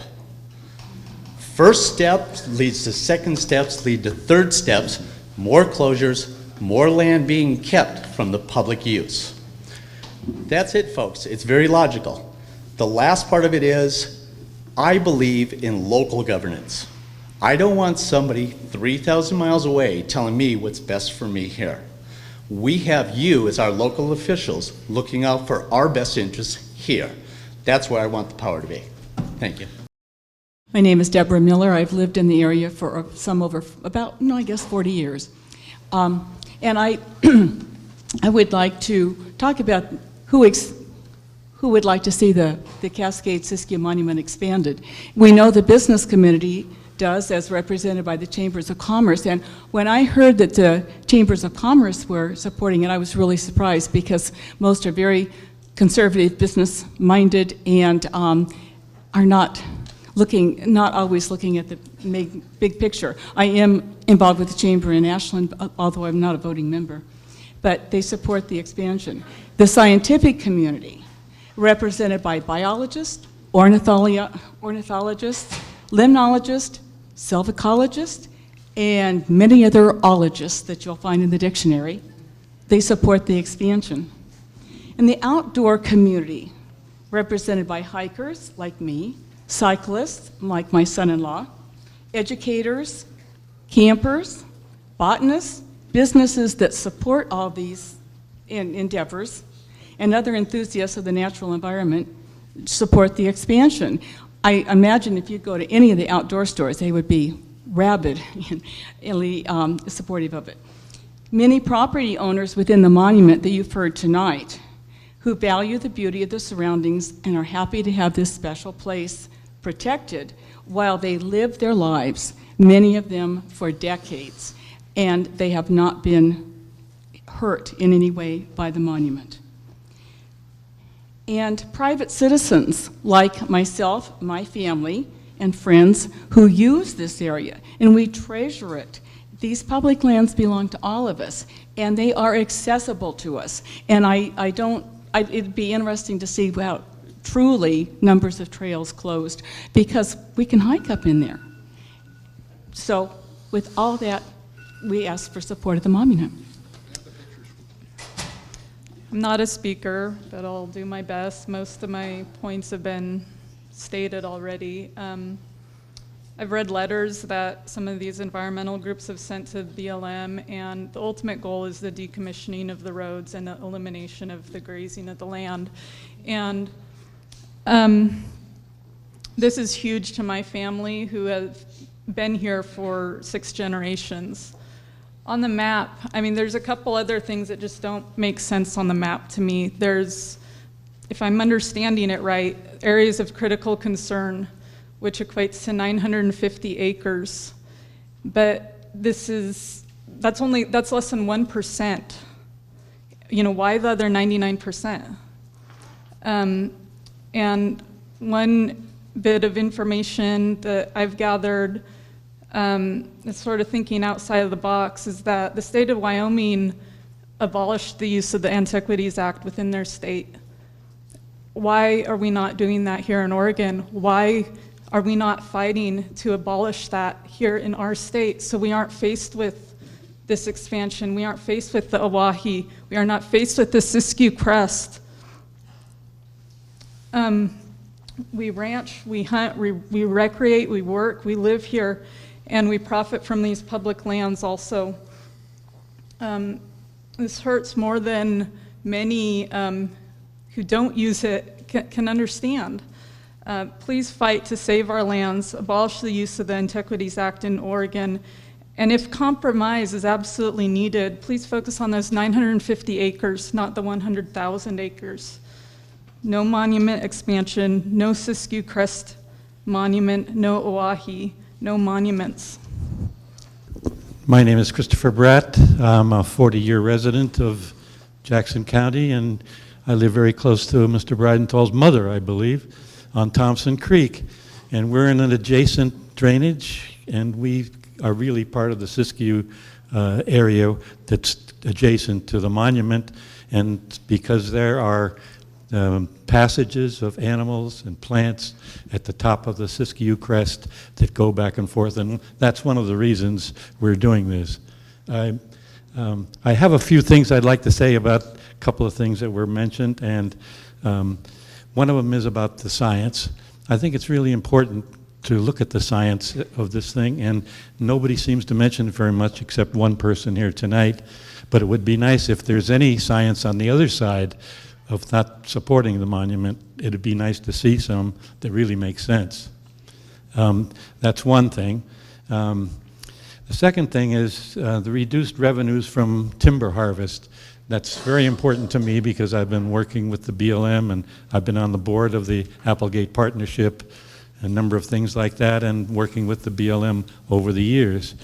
And what I have here is just the most recent sale from the BLM. Like, you should be aware of what kind of money we're getting back for the timber sales. It's called the Ned's Bar Timber Sale. It's been very controversial in our area, but I'll just give you a few ideas. There are 32,249 trees to be taken in the BLM sale. That was their proposed thing, and you will net $230,014.60 from that. That adds up to be $7.16 per tree out of those 32,000 trees. And they're merchantable trees with an average of 12.8 inches in diameter. I had one other thing to say about the lockup of the ONC lands. It seems that there's a lot of other laws that haven't been mentioned, and they are the Endangered Species Act, they are the Clean Air and Clean Water Act, they are the National Environmental Policy Act, and they are the Federal Land Policy Management Act, all based that go on top of the ONC Act and have a right to protect those lands. All right, we need to move on, please. Thank you. Thank you very much. All right, we'll move on to Opal McGowan, followed by Howard Miller. I would just hope that the panel is not already opposed. I mean, I think Colleen spoke against it already. We need to move on, Mr. Brad, I'm sorry. I just would like to see a little bit more flexibility there. Hello, my name's Opal. I'm 26 years old and I was born and raised in Ashland. I grew up on an active farm that is still standing and active, has been for over 100 years. Every year, myself, my husband, my brother, my parents, grandparents, aunts, uncles, and great uncles spend our hard-earned money on hunting licenses, deer tags, fishing licenses, so that we can hunt for deer, grouse, and quail all over the entire area that is planning to be expanded. Every year we go up there, collect morel mushrooms, hazelnuts, elderberries to cook and eat. I like to go to Lost Creek Lake to swim and hike, and it's already hard enough to get to. Lost Lake, not Lost Creek Lake, Lost Lake, excuse me.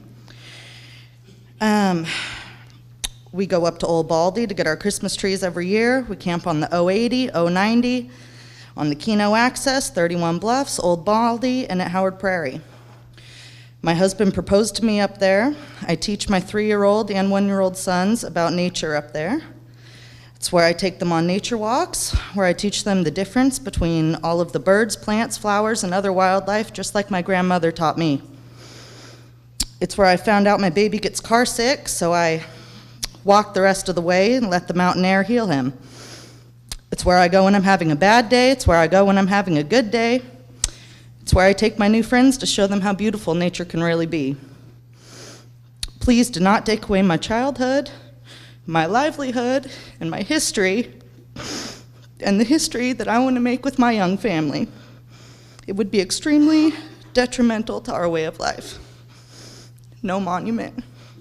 Good evening. I'm Howard Miller, resident of the county, and my concern, excuse me, is that straight surveyed lines don't define a unique ecosystem. And one of the scientific aspects of this is the topography. That's the ridges and the waterways. And that line doesn't necessarily just cut the extent of that. That part of my background is a veterinarian, and in doing an exam, I really have to look at all aspects to get a complete diagnosis. In the same idea, all aspects of this ecosystem need to be included for protection and preservation. Thank you. So I've been listening to you guys, everybody in here tonight. I'm Sean Saliot. I've been down here for about 15 years. I moved down here from Seattle. I've been listening to this issue from Washington through Oregon for many years. And as someone said just a little while ago, first step, it just keeps coming, and it just keeps coming and keeps coming. And we just keep seeing more and more close. I'm not gonna dance around it. I'm an off-road enthusiast. I wheel, I play in those woods. I'm part of a club, the Rogue Valley Four-Wheelers. We have a lot of people with a lot of interest in this land up here, and we use it. We go in there, we get in deep. We go in far, and most people don't get in as far as we go. And we're not playing on the gravel roads. We're playing on trails. We get out there on these trails that have been around for many, many years. And those all go bye-bye for us. And I can't take my kid out there anymore when these trails get closed. I can't see these gorgeous expanses of land when it's closed off. You can't walk into these places that most people spend somehow, I don't know how they do it, I have a day job. I can't take a week off and hike in 25 miles with my kid and show him this beautiful system, but I can take my Jeep and get back there 25 miles in an afternoon and show my kids, my family, my friends, these incredibly gorgeous places. We live here because of those places. I moved from Seattle because all those places get closed. All the mountain biking trails get closed off, and then all of a sudden, no one's using the land anymore. So, oh wow, there's a new neighborhood full of $500,000 homes everywhere. Why did that happen? You know, but it does, it happens. One little step at a time. We lose and we lose and we lose and we lose. And I don't understand why we don't see this trend, why we don't see these things, why we just keep lining up like lemmings and saying, oh, it's no big deal. It's just a little chunk of land. But that little chunk of land is why we live here. It's why we live in the Rogue Valley. It's why we can't let it go. Say no. Please say no. I'm a large landowner inside the current monument. I'm a firefighter, hunter, logger, farmer. Basically, this area is just so unique. I've owned this property for 23 years. It's just a magical place. You know, there's over 120 varieties of butterflies, and they're still counting. I mean, that just blows my mind. So thank you. Commissioners, and especially for some of them I voted for. I'm opposed to the monument. I've lived here almost all my life. I graduated from Crater High School in 1970, back when you could actually keep your truck unlocked, have a gun in your truck. Times have changed. Timber industry's gone, orchards gone. We have wineries now, marijuana grows. I believe in the pendulum effect. 66,000 acres, they have their monument. Let us not have the monument on the other part. Commissioner Breidendahl, I loved how you did the land grab things. Basically what you said, the little roadblock thing. If I own property up there, I'd want to live inside the monument too. I have it all to myself.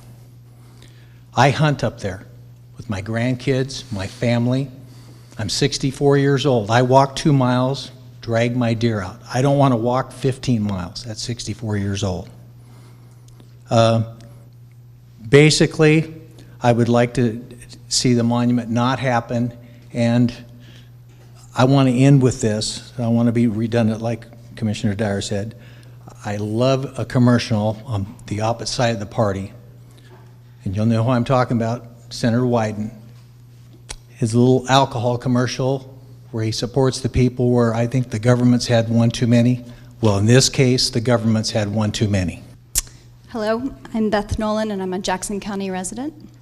And I support the monument for many reasons, but I'll talk about 2. One, I manage a whitewater rafting company in Southern Oregon. So my livelihood depends on wild lands and protected areas and clean rivers. And the rafting industry itself brings in millions of dollars every year to the local economy, and business continues to increase, and tourism continues to increase every year, and it's directly related, for us at least, due to protected areas like the monument, like the Crater Lake, and the Wild and Scenic. So like the man from Green Springs Inn said, the monument and other protected areas has put Southern Oregon on the map. I also teach at the Ashland School District, and I'm deeply concerned about how we are leaving the environment for future generations and for the children I teach. I'd also just like to mention that the ONC was established in the 1930s, and just a reminder that it's 2016. And our world has changed a lot since then. And science is telling us that we need to do things differently. And the scientists who, yeah, they're paid because they're skilled individuals who have gone through education and who are highly trained in specific areas to do the scientific research that they do, so they should be paid because it's an important job. And science is not cherry-picked. The whole basis of science is that it's unbiased. So the point being is that science has told us that we need to do better. And when we know better, we should do better. Thank you for this opportunity to speak. I personally am highly opposed, and I speak on behalf of myself and a bunch of other people and friends who have made a lot of educated decisions on this. We own a total of 180 acres in 3 different lots that border the Cascade-Siskiyou Monument, both in Ashland and also Siskiyou County. one of which we had to buy in order to get into places that my parents grew up in. And as a kid, I grew up in, and we hunted and we fished and we enjoyed, you know, the property. But we had no access to that unless we wanted to hike tons of miles back in, unless we bought this property adjacent to the Cascade-Siskiyou Monument. Living beside the monument, we use it a ton. We hunt, we fish, we support the monument in so many ways. Like I said before, we're out there, we're seeing the impact that this has on the property. And it really kills me to see all these ranchers and these loggers and the people, the hunters, the fishermen. We pay so much money to preserve this land. We love this land. We're not arguing in any way, shape, or form that this isn't an incredible place that should be preserved. It already is preserved. It's protected. No one's trying to build this up. No one's trying to ruin this. I spend, and so many other people that I know, spend so much time out there. We enjoy it. But to limit it to just hikers who want to go back in, you know, that's rough. That's really rough, and it's unfair because there's so many more people. You know, your disability people, your old elderly, your handicapped, everybody should have the opportunity to enjoy this lovely place that we are blessed to be around and live around. So thank you. We're close. Commissioners, thanks for the chance to be here. You know, I love these things, they're great. Bill Meyer taught me that Presidents Taft, Coolidge, Eisenhower, Harding, George W. Bush were all parts of a left-wing green conspiracy to create national monuments. You know that? Okay, so there's 152 national monuments created by 16 presidents since 1906. Actually, I'm here to address the idea that, you know, in fact, a lot of people, hey, ONC protects nothing but forests, but they ought to finish the sentence. Janine mentioned it a while back. It's for protect, as well as creating an exclusive revenue stream for the counties. That's the exclusive part, not the use. It's protecting watersheds, regulating stream flows, and contributing to the economic stability of local communities and industries, and providing recreational areas. So it has a large multi-use component. And you might ask yourself, it was written in 1936, 30 years after the Antiquities Act, and if Congress intended to exclude ONC lands at that time, why didn't they? That's a big hole in that. You have competent counsel on your panel up there. You should ask your attorneys whether the Antiquities Act would have the force of law once it's signed into existence. So I'll pretty much end it with that. So yeah, read the law, make sure you understand the whole thing, and understand it's an important part of our heritage, and I support expansion of the monument. Thank you. Okay, that was a surprise too, and kind of just like finding out about this. My name's David Lexo, and I'm past president of the Motorcycle Riders Association. This Antiquities Act, a lot of what I have to say has really been said already, but I just try to bullet point it because I had no time to prepare for this since I found out about this public hearing last night on the news. Appreciate you taking the time to actually get our input. The abuse of the Antiquities Act, overstepping Congress by the president, going around congressional act for the people to actually enact this instead of a presidential decree. It was President Clinton that did the first monument, which took out the Shoheim Jeep Road, which used to be a very important access corridor for us. And now we can't go there anymore. So the gentleman that talked about handicap access not being affected, it's greatly affected. We had many rides up there yearly on an annual basis. No longer can go there, and this expansion would do the same. It adds more federal expense, more federal bureaucracy. The local control is better, simple statement, and the bureaucracy, our deficit is bad enough as it is. We don't need more expense going on our federal deficit as it is. This is for multiple use recreation. It excludes us from multiple use recreation. That's what the land is supposed to be for, multiple use. And again, it's been said many times up here, I go wheeling up there, I used to, can't anymore. My father-in-law owns 220 acres inside of the existing monument, does a great job managing his forest.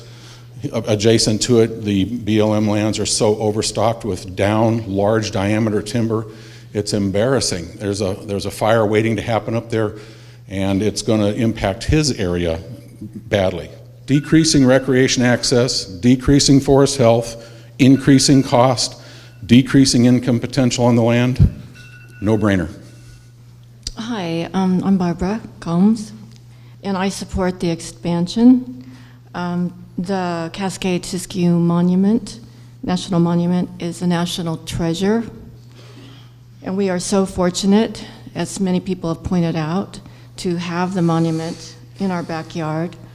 And for this reason, we owe it to our community and to our state, to our nation, and to the world, but especially to our children, to protect the monument and to help it, to help protect it. The current boundaries are not sufficient they're insufficient to protect the national treasure that the monument represents. And this is according to dozens of scientists. They have said that the current boundaries are insufficient. And if you look at the southern boundary, it is California boundary, so obviously that's a political boundary and not a boundary that is based on the needs of the area. People haven't mentioned that the population of this area will grow, and that will put additional pressures on the area and the need for greater protection. The mass extinction underway right now is another reason for providing more protection. And like other people here, I find that the monument provides me with lots of opportunities to hike, to camp, to boat, and to snowshoe, both with many different groups and also with my family. I really value those opportunities, so please support the expansion. I'd like to thank the commissioners for making this meeting possible. I am opposed to the extension of the monument. Even the secretary or the legal department of the Department of the Interior has said that the president does not have the power under the Antiquities Act to make this monument extension. I would also warn people to beware of quoting science. I'm sure I can get on the internet and find any half dozen or dozen of PhDs willing to write a paper countermanding everything that other people's PhDs had written. There's enough money going around in corruption to satisfy just about every need. Thank you. Hi, we have a property sort of half in, half out of the monument. My husband and I have traveled all over the world, and part of what America is famous for is for its public lands and its wildlife. I mean, people from all over the world come here and know about it. Sometimes they know more about it than we do. And Oregon specifically is famous. People just go gaga thinking this is like ecotopia. And it is, and we're really lucky to be here. We're also small manufacturers, which are sort of an endangered species. Our employees love to be here and have fine work. Also, our products are partly valued because it says made in Oregon.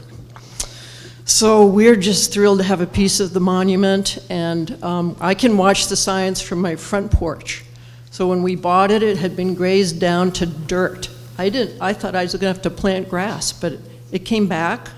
The stream, I have a huge creek goes through my place, and the stream banks were all, trampled by cattle, and there's a lot of good people here, but I've had problems with ranchers taking out my fences, and that's a real nuisance. Also, I feel personally responsible for taking care of the water supply for the city of Wairika. Goes right through my place, and boy, I keep that nice and clean for you guys down there. It's the only water supply for the city of Wairika. Goes right through my place.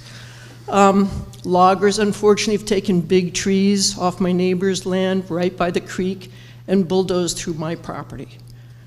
I know there's always a few bad apples, but anyway, I've had them. Hunters, same thing. They're no respecters of private property, maybe more monument lands for them to hunt on would be good. I don't really know. And as for the roads, they poach at night with big trucks and lights, and so I'm happy if some roads close down. I'm sorry to say some of those things, but that's been my experience. So thanks for listening. Good evening. My name is Shane Scribner. I'm the president of the Rogue Valley Four-Wheelers. We have about 30 really active members in our club and about 400 extended people that are friends and go wheeling with us throughout the counties here, Jackson and Josephine counties. You know, in June, the BLM went ahead and closed many thousands of miles of trails that we previously had access to. My friends have talked about that. What I'd like to talk about, delve into something a little different, is this little article Mr. Pepper put in the Mail Tribune. You know, he stated climate change is an issue. When I went to school in the 70s, it was an issue also, but we were gonna have mini ice age. We're getting colder. Science changes all the time. Just ask whoever you want. Encroaching development.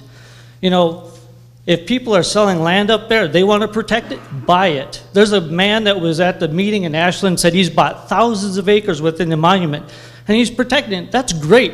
It's his property. He can do what he wants with it. With the public properties, that's for everybody. We all should get to use that. If you want to protect this area, go up there and buy it if these people are selling it. Make your own areas. You know, this is for you. You buy your property. You do what you want with it.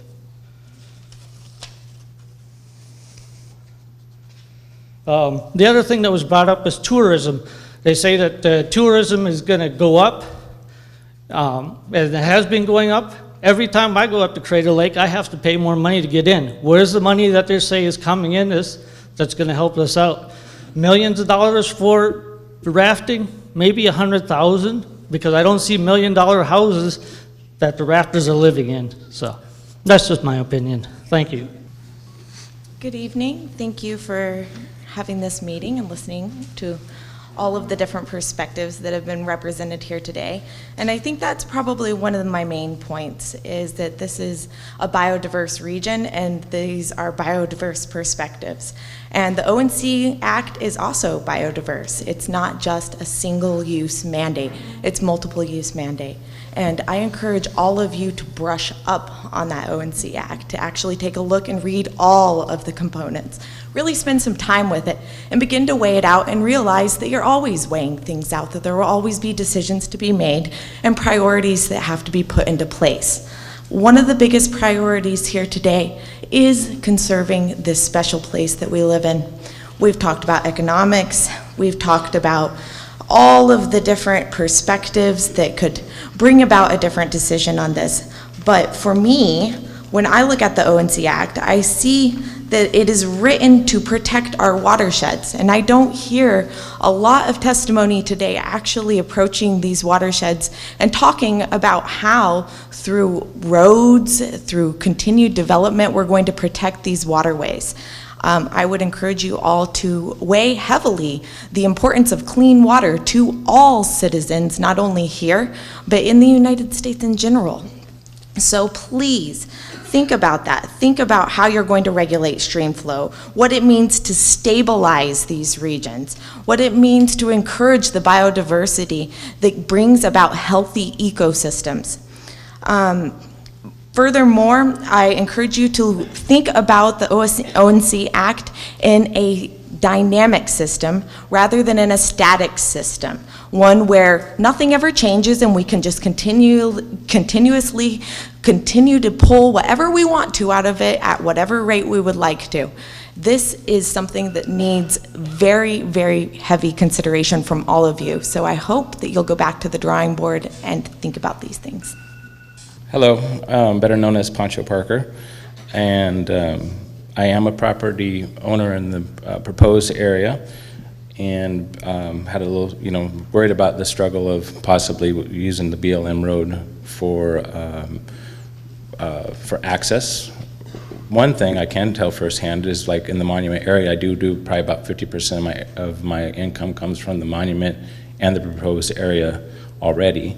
And in the monument, it has made a difference with the BLM haul permits. So for a small operator like me, going in on private land and doing a little, just a cleanup like a sustainable forestry type practices, I get let's say if I come in at a certain time of year and the prices are really well, by the time I get the haul permit, the prices are terrible. So it's bad for me, it's bad for the landowner, and it's been very difficult in the monument to get those haul permits. So that I do know firsthand. The other thing that I'm fairly certain on, since 2000, to my knowledge, there hasn't been any thinning, fuel reduction, forest management in the monument. There was supposed to be, there was, they told us there was a management plan. What happened to that management plan? Why isn't there no management happening on these lands? Roads need to be left open for the public. More importantly, I am a wildland firefighter as well. For us, as wildland firefighters, I'm a contractor for the state who does an excellent job. The state goes in very aggressively and takes care of the problem very quickly. It's not so much the same like on the monument. I saw firsthand when we have BLM and Forest Service agencies, basically they're all arm wrestling with one another with our state agencies who are trying to take care of the very quickly. Time's ran out, but thank you very much for letting us have. A follow-up question for you here. Yes. I have a quick question. You're the first person I've heard tonight who lives inside this proposed area that has property. Let me restate that. I do not live inside. I live close to the proposed area. Okay. I have property within. You have property. You have private property within this monument. Within the proposed. Within the proposed piece. Sir. Were you approached or asked to be in that, or did you agree to be in this proposal, or was this just laid upon you? I did not know until maybe about 3 or 4 days through an email about the last monument meeting that they had at the college. That was the first knowledge I had. So you had, as a landowner in this monument, you had no idea that your property was being proposed to be placed inside this monument? I did know that they were wanting to do an expansion. I didn't know, and that a little bit that could be if I would have tried to research it a little more, maybe I would have seen that they were trying to But you received no public notice? I didn't receive notification to you whatsoever as a private landowner? Okay, thank you. All right, thank you. Thank you for this opportunity. I'm Pepper Trail. I'm the Conservation Chair of the Rogue Valley Audubon Society. And that position and all of my work on the scientific basis for the monument's expansion has been purely volunteer, just for the record. As a scientist, my knowledge and experience tell me that the only way to preserve the unique biological connections and incredibly rich biological diversity of the Cascade-Siskiyou area is to expand the monument. I've been involved in scientific research and monitoring in the area since before its designation in 2000, and since 2011 I've been part of a team of scientists with much local experience studying whether current boundaries are adequate to protect this ecological wonder as it was described in the proclamation. That eloquent proclamation, by the way, does not mention climate change at all, and neither does the BLM's 2008 management plan. The proposed expansion is carefully designed to increase the resiliency of this unique natural area. One of the earlier speakers outlined problems with root disease, alien weeds, and overstocked fire-prone plantations that plague much of our BLM lands. I share his concern about these issues, although in fact the monument and proposed expansion areas are much less affected by these problems than much surrounding public land. What I don't understand is his belief that continuing the same management practices and land use designations that produce these conditions will somehow improve the situation and would somehow preserve this irreplaceable treasure. This is not just any patch of public land. It is the only high elevation connection between the Cascades and Siskiyou Range, allowing movement of animals, plants, and energy between these unique bioregions. Its preservation is not only locally significant, but significant biologically on a continent-wide scale. And I urge you to support this expansion. Thank you. Thank you. I'm John O'Keefe. I'm the president of the Oregon Cattlemen's Association. We're in opposition of the monument expansion. I'd like to start with an observation that The disjointed nature of the map of the proposal suggests that this is an interim measure and not a conclusion of an effort to expand the monument. I suggest we stop this overreach now. If we are to conserve these habitats at a landscape level, we must develop working land models to do so.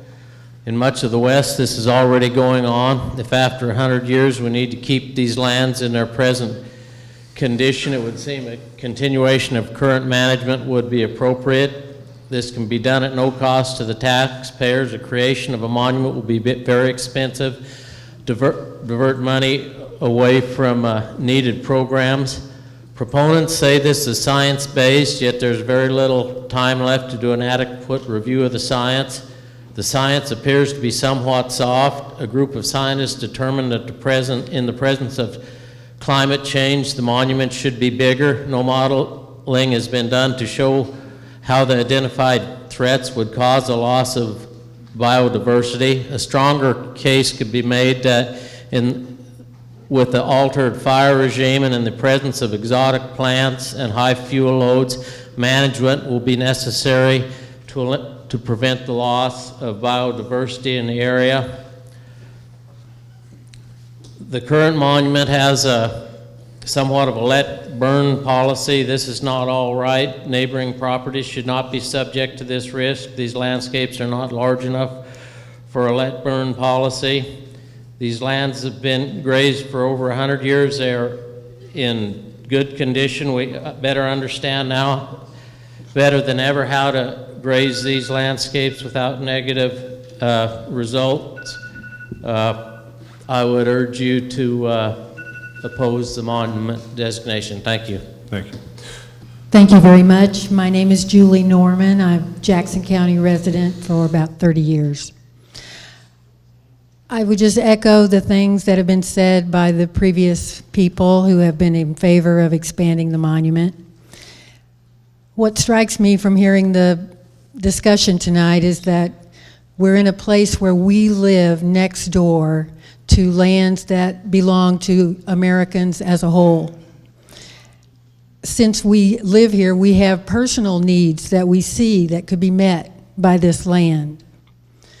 Other people from other parts of the country aren't here tonight to speak about what they would think. But I believe that our public lands are one of the greatest assets that this country has. The economic values cannot be denied. Communities all over the country that have a national park or a national monument or a recreation center near them have more thrivability. I think that this can complement the ranching, the other kinds of development that can happen on private land particularly. I'm in favor of this expansion. Thank you. Hi guys, Jerry Thomason. It's kind of hard for me to talk in front of everybody, but I'm fourth generation here. I oppose this idea. I think O&C lands have been well managed for years. Don't think we need to do anything different. I love to go out in the woods, ride bikes, go jeeping, snowmobiling, all the fun stuff. They can't lock up more land. We've lost so much as it is now to all outdoor activity. We don't need to lose any more. Thanks. Hi, my name is Diane Newell-Meyer, and incidentally, just for the record, I was once married to a Bill Meyer. I've been in the valley for over 40 years, and apology, but I had a rough couple of days losing 9 teeth that I just had pulled, so that's how important it was to me to be here tonight. I support the expansion, of course, but one reason I support the expansion is that these are not abstractions. These are places. One of them is called Newell's Knob, named after me, of course, and it's up on Shale City Road. The rest of the road is, I call it the Rodney Dangerfield Road, because it's got no respect. You know, the people were up there riding their ATVs all over the meadows. dropping skeet shot everywhere, and that's not what I would call good local stewardship. Also, Cove Creek Road and Green Springs Mountain are these are the three areas in particular I'm speaking to because they're beautiful places. And you know, once you've visited a place and put a name on it and put a face on it after you visited, it's harder to kill someone or kill a place when you have a name and a face. I do want a couple of corrections. You know, the O&C is only one act of Congress, and it has been supplanted by several other directives, NEPA, the Endangered Species Act, and there's no reason why the later acts are not even more important than the first act. And so I do feel that the second point I wanted to make was some people talking about you got to get in there to prevent logging and this sort of thing, but or to prevent endangered species. But I don't believe that entering an area helps in this kind of management. Anyway, thank you very much, and I do hope you change your mind in support. Thank you, commissioners, for letting us have our word or our voice heard. I do know Bill Meyer.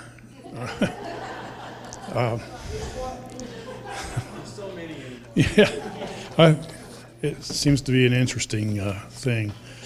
First off, this map is incorrect. And if it was correct, it would still be incorrect. It shows we are property owners within the proposed monument site. We have a home there, and it shows that it's owned by BLM on this map. So, and I have some neighbors that are in the same situation. It's blanked out in the wrong colors on this map. So, and we are definitely opposed to this monument. I've made my living up in the monument for a quarter of a century, along with many other places between Mount St. Helens and Paradise Valley, as a forester for a large timber company. Out of over 850 somewhat timber sales that I've worked in my 25 years or so, probably 75 at least to 100 are in the monument area. I've walked all over that country. I walked thousands and thousands of acres and hundreds, if not thousands of miles on my feet through all that country. And I've cruised over 2 billion board feet of timber off all that land that I've worked over those years. So I can say that I've seen about everything up there. I've seen the deer, I've seen the bear, the elk. I've been rattlesnake bit. I saw 2 sightings of wolves within this year on the Dead End Inn. And again, I'm against the monument. Correct me if I'm wrong. I heard you say you live within this proposed boundary. We have a home there. We're not actually moved into it yet, but it's almost there. So. Oh, and you're going to be moving into this home correctly. Yeah. Okay. Were you ever notified that you are going to be part of this new monument? Not once. No letter. No nothing. Nothing was ever posted or sent to us, and it was a complete surprise. As a matter of fact, we didn't find out that we were actually in the monument until tonight when I saw this map. Can you tell me the financial investment you have right now into the construction of that home? Funny you should ask. Right now, we're a little less than $500,000, and that's all money that we've paid out. And so you have a substantial life savings placed into this home, and you were not notified in any way, shape, or form that this monument was going to be encompassing your property? Exactly, you got it. Thank you. My name is Susie Savoy, and I live in the Applegate Valley. And although I am a resident of Jackson County, to me, the voices of all the landowners who live in the monument or on the boundary of the monument expansion, who support the expansion, and that's been the majority of the people you've heard tonight, those voices speak volumes, and I really think that you need to listen to them. I'm a member of the Siskiyou chapter of the Native Plant Society, a lover of wild places, a backcountry hiker, and I live in the remote backcountry on the border of Oregon, California. I wholeheartedly support the monument expansion. With the growing recreation economy in Southern Oregon, we need to get ahead of the game and protect wild places, not just for biodiversity, but also for recreation. Timber, grazing, and mining are no longer dominant economic forces in our region. Many people like myself make our living off of public land without heavy-handed resource extraction. There is another way forward.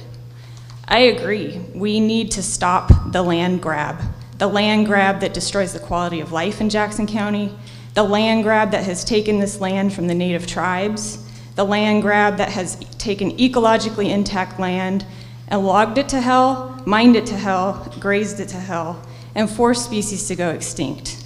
And those are scientific terms, by the way. The monument expansion will help prevent the sixth mass extinction that we are in. And I really think that you guys need to think towards the future. My name is David Everest. I'm Secretary of Mining for Twin Cedar Mining District, a local government with home rule.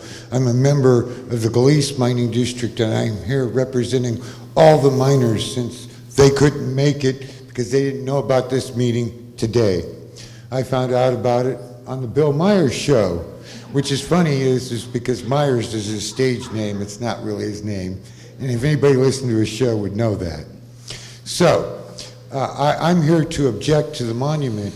I'm here also as a local government with home rule, advising you, because we're doing it, as mining districts, is issuing a cease and desist order to the federal government and a notice of intent to sue under the Mining Act of 1872, 1870, and 1866. And the older you go back in a trust, the longer, and it's a perpetuity trust. Congress can't even repeal this. That's why it's the environmentalist nightmare, because they're invested rights. And my claim is in Josephine County, on the border of Jackson County. You can't even get to it unless you go through Thompson Creek Road, which I found out your mother lives on, which is not surprising because it's a beautiful place. I wish I could afford property there. All I can afford is a mining claim, because they're filing fees. And when you file for a claim, you have invested rights. And so I'm here to demand that the federal government cease and desist. And this is a public notice of a notice of a Sunday tort for suing over the monument. Third, this is a tyranny of experts. Well, if you want an expert, here you go. I'm a graduate of Eagle Point, a graduate of the School of Hard Knocks and the University of Life. And just because you don't have somebody to say that you're right doesn't mean you're not. Have a nice day. So my name is Luke Riediger. I'm a lifelong resident of Southwestern Oregon. I'm also the author of a book called The Siskiyou Crest Hikes, History, and Ecology, and I spent a lot of time in the monument, essentially grew up out there. But I wanted to address a couple of things in particular. First thing is that the actual land grab begins with the current interpretation of the ONC Act, and I might add the Mining Act of 1872. Although these lands are owned by the people, they are managed nearly exclusively for the industry. The ONC Act provides protection for wildlife, regulation of stream flow, recreation, etc., yet these benefits are generally not realized. Although called multiple use, a few extractive uses dominate these lands for the financial benefit of relatively few individuals. According to the BOM, the outdoor recreation industry in Oregon is worth $4 billion annually. Logging on ONC lands is worth $250 million, 1/16 of the economic revenue to our communities here. The BOM RMP and the current ONC interpretation is inadequate in terms of managing and protecting these important biological resources in the expansion area, and instead it ensures that essentially these lands will be forever degraded because of current BOM land management practices. I support a science-based expansion of the monument. It's good for our quality of life, it's good for the people of our county, it's good for our economy, and it's good for the land. The ONC lands in Western Oregon account for millions of acres. the majority of which has already been sacrificed to the industry and turned into, which in turn has increased fuels and degraded habitat throughout Western Oregon. It's a matter of balance. More public lands should be protected for a diversity of values, including biodiversity, wildlife, water quality, etc. As our population grows, these lands will become more important for wildlife and for the people that live here. As time goes by, we must look to the future. I ask that the county commissioners actually consider supporting the monument and address the bias that's been represented in this room tonight by the county commissioners, because you represent all the people of southwest of Jackson County, not just a select few. Thank you. Thank you. My name is Bob Morris. I'm a local resident. I've been here all my life. This expansion is a really bad idea. There's no way to sugarcoat that. There's a lot of reasons for that, but I'm only going to tackle 4 of them tonight. Number one, it's inappropriate to use the Antiquities Act to create this expansion. It wasn't the original intent of the act. If you read the act, that's just not what it says. And it also does not allow for adequate public input. Southern Oregon does not need any more federal land than they have already. We already have vast areas of land managed by the federal government. The current monument has had 13,000 acres added to it, at least. The proposed addition will add another 14,000 acres of private land. That's land that comes off of the tax rolls and doesn't go to help support our local government, and I'm opposed to that. I have a problem with the maps that are out here. I've seen a few of them. None of them seem to agree, and the existing maps don't necessarily show all the areas that I'm hearing people want to protect. And I'm very suspicious that maybe a final map is going to look a lot different than the one that we're looking at right now. This action will lock up productive land that's important for recreation, grazing, and timber production. As roads are closed, public will be denied access to the land they've used for years. At least 6 ranchers will lose their grazing permits. I think the number's higher. 2 timber sales will be canceled and no new sales will be created. The federal government already provides more than adequate protection for endangered and threatened species. Contrary to what we're being told, the BLM and Forest Service already devote huge amounts of resources to threatened and endangered species. The only species not being adequately protected is the endangered Southern Oregon rancher, which is a unique subspecies of the threatened American rancher. Thank you. Hi, my name is Deb Evans, and thank you for taking the opportunity to hear people tonight. I really appreciate it. I've come tonight from the Green Springs, where I'm fortunate enough to live next to the Cascade-Siskiyou National Monument.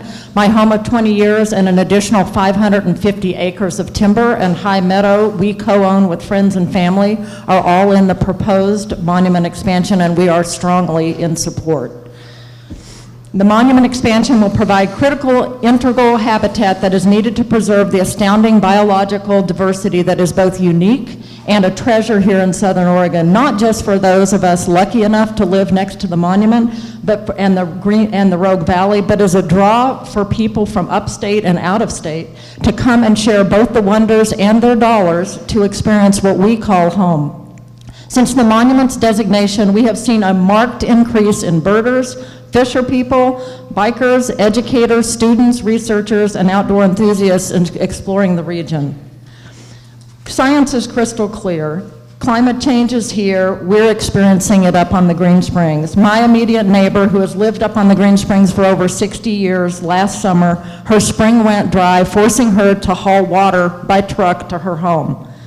One of the ways to help reverse the trends of climate change is to preserve areas of critical habitat and manage forests for climate resilience, especially old-growth timber, for increased sequestering of carbon.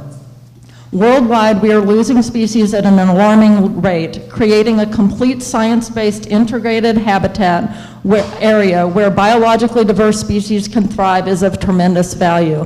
And I have more that I want to read. I know I'm going to run out of time. I've submitted my testimony, but I'd like to just end by saying, It's not about just the species that live up on where we're talking about. It's about the valley.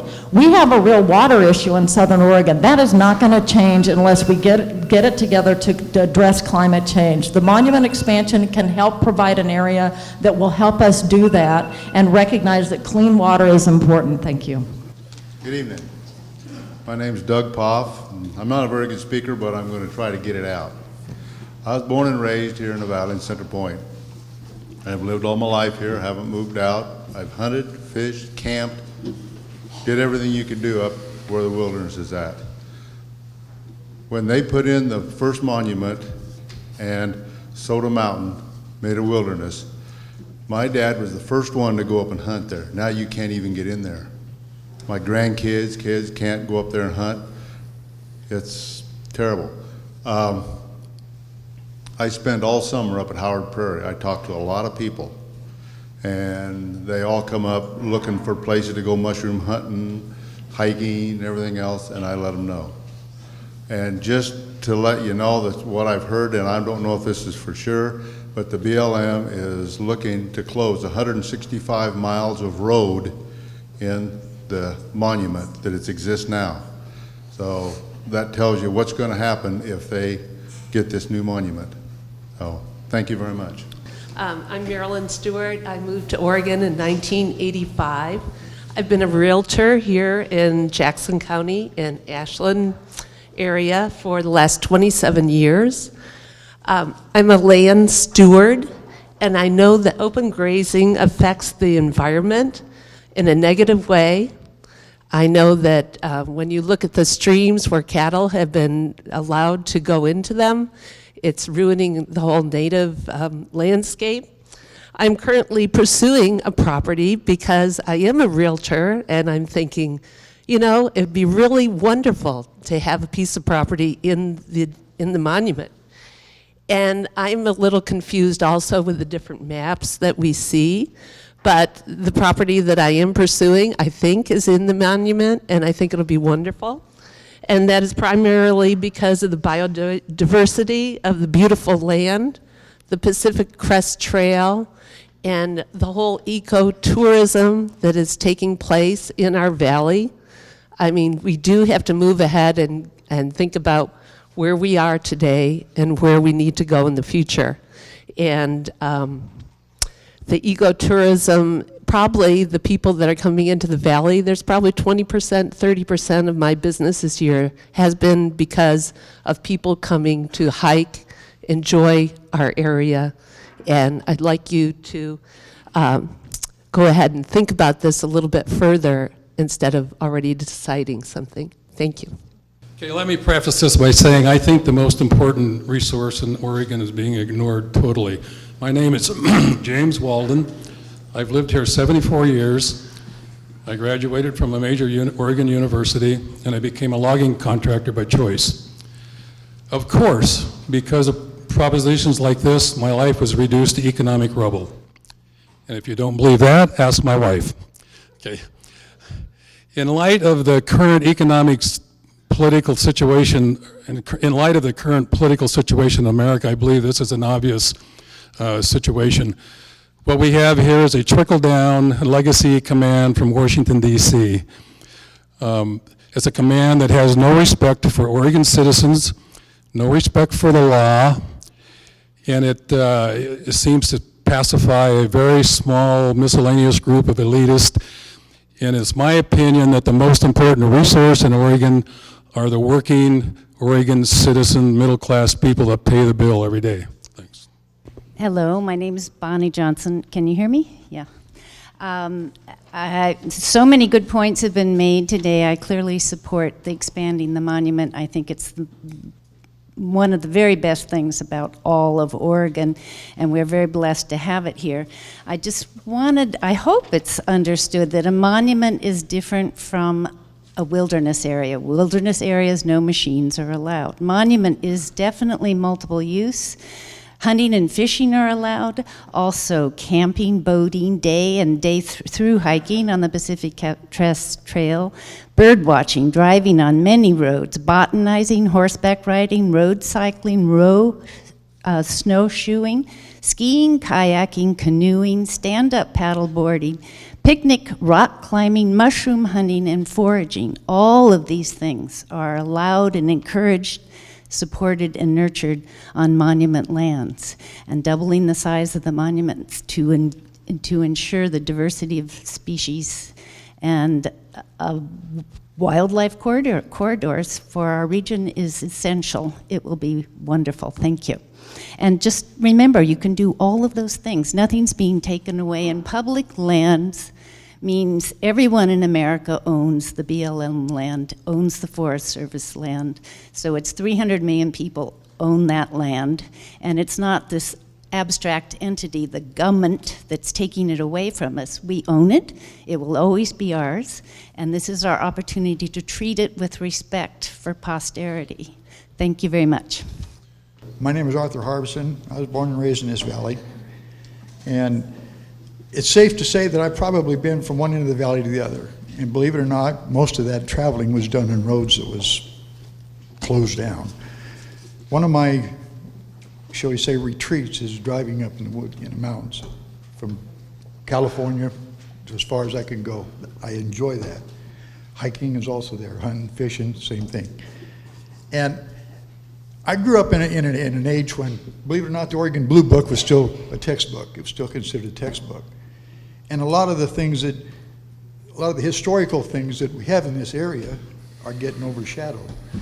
We don't see them anymore. Nobody talks about them. Now this monument, it's a great idea. Don't get me wrong, it's a great idea. But you know what? It's not ours if you give it to the government.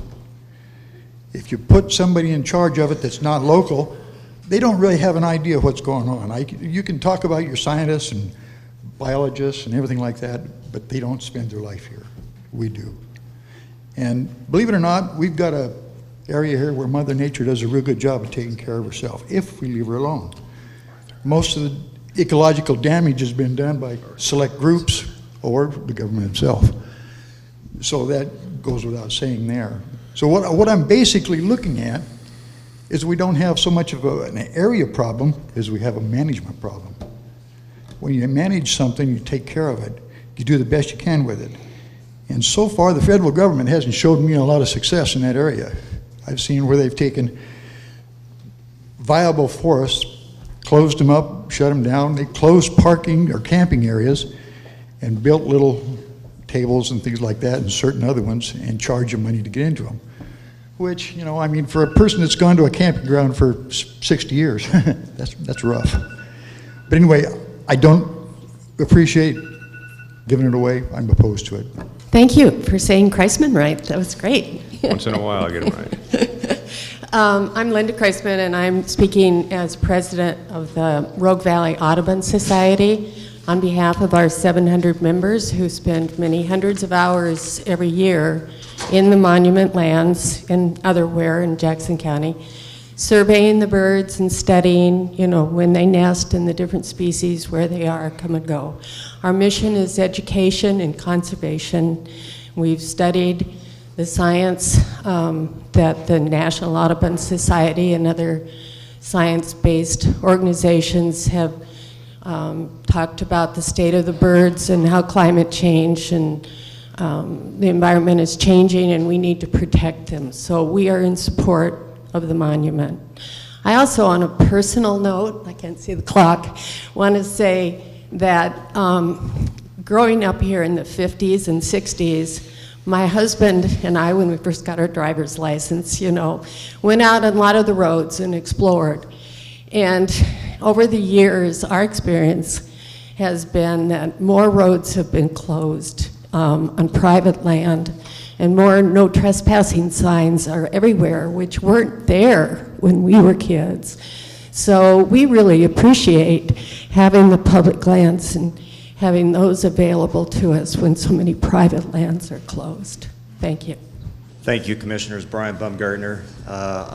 I am a elected official on a very small local level with one of the local irrigation districts. I was prepared tonight to speak to some of my personal matters as well. So thank you for that. I am a lifelong resident of Jackson County and a graduate from the Ashland school system. I'm a product of agriculture and natural resources. I also have an extensive background in fire suppression and emergency services. The Cascade-Siskiyou National Monument is a serious concern to me, and I want to attempt to bring a little history to a long time before now, 16 plus years ago. I would submit that step one in this process was the creation of the Wilderness Study Area down in Agate Flats in the 1980s. This current monument that we have today was actually proposed to be much larger, 80 to 100,000 acres. You are seeing the third step in the process. The current area I grew up in and enjoyed multiple uses of the land and also worked on the land before the monument designation. In 2000, President Clinton and Secretary Babbitt designated the current monument boundary without full inclusion of the people of this county and the state. The current boundary also includes I-5, State Highway 66, high voltage lines, etc. I was one of several that organized the effort to educate the community in the lack of inclusion and destruction to our social and economic value in the county as the monument designation was forced upon us. We brought a large number of citizens, multi-use groups, Calhoun Farm Bureau, motorcyclists, hunters, snowmobilers, etc. You've heard from them tonight, and a number of private landowners to the table and Jackson County Board of Commissioners and attempted to gain support to push for local control. Post-designation, and during the start of the Bush administration, I and several others traveled to D.C. to meet with Secretary Norton at the time. We got her out here, got some movement made. There were small gains, but they were not enough to control the overtaking that we've seen today and the management plan. We've had ranchers put out of business. I was not able to continue to operate up there myself with others that have learned from the industry, loss of allotments, and we even had the fight just to keep shoed horses on the ground because they had metal shoes. The other side was pushing that those were mechanical devices. We have also felt the effects of miles of road closures, installation of locked gates, poor access, lack of management, and an increased risk of catastrophic fire. The full assault operations that are available to our wildland suppression efforts through the Oregon Department of Forestry are limited under the Monument Management Plan. And this creates a large safety issue to Jackson County, its residents, and the firefighters that protect the area. I was also involved in the preliminary efforts to bring the option of coordination to this county board of commissioners, not you guys sitting here today, besides Mr. Breedenthal being a part of that, but former commissions in 07 and 08 as another tool to gain local control and to keep the federal government in check under NEPA. It's my opinion this current board of commissioners needs to fully assert the coordination rights on behalf of Jackson County based on the social economic welfare of this community and the land base that it is affected by. This monument boundary expansion must be stopped. I applaud your efforts to be informed, educated, and get involved at a serious level now rather than later. Thank you. One follow-up question for you, too. Yes, sir. Mr. Baumgartner, before you step away, you are an elected official. You represent irrigation district here in Jackson County, and you're very familiar with the irrigation system that we have.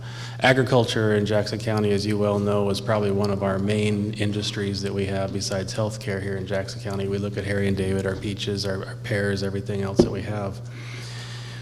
With that understood, as I look at this expansion piece, the Howard Prairie Hyatt process that this is encompassing is part of our irrigation water that we use for agriculture here in Jackson County. Was the irrigation districts ever notified of this expansion, and what would be the potential impact to this critical water that we need to be able to maintain that agriculture here in Jackson County? Without double checking with the managers of the 3 irrigation districts that are affected by this and their boards, I do not. I understand this is your opinion as an elected official. As a topic of discussion at some of our regional meetings we've had, it's my understanding we had learned about it through news media reports, et cetera, is my understanding, but we would need to reaffirm that back to each specific district. As far as my district that I represent as an elected, no notification to us, and we do have a lot of water rights within part of the system of that area that's coordinated through Talon Irrigation District to Rogue River Valley Irrigation District. So we are impacted in that realm as far as any notification not having it. Thank you. Thank you. Good evening, and thank you so much for hanging in there through lots of ups and downs and detailed concerns. I am Jim Bronson. I live next to the proposed addition to the monument on the edge of Emigrant Lake. And living there, I've had an opportunity to go up into the monument to do lots of hiking and observing how the monument's used. And my background, I used to work with Outward Bound as an educator, an environmental educator. And so I've been concerned about how is it that people develop an attitude of caring for the land. And so as I go into the monument, as I meet people, oftentimes I'll engage them in conversations. And there are a number of people that I would say 95% of the people that are up in the monument that I run into are using it carefully and using good management skills. And honestly, I've seen people carrying bags of trash that they didn't bring in that they're carrying out. And that's absolutely wonderful. It not only is good for the land, which is so precious, and for the monument itself, but it's great for the people and their kids. I've also seen folks that drive their four-wheel drives in there where they shouldn't. They pass signs that are very clear that make it land usable for multiple use. And I've asked them, why is it that you're doing something that really is abusing this land? And they say what we've heard tonight so much, which is my dad used to do it, my grandpa used to do it. And the concern I have is that many people love this land, but we don't want to love it to death. So my conclusion is, please protect this monument by continuing work toward expanding it on a scientific basis. Thank you. My name is George Bach. I live in Grants Pass, but just a second.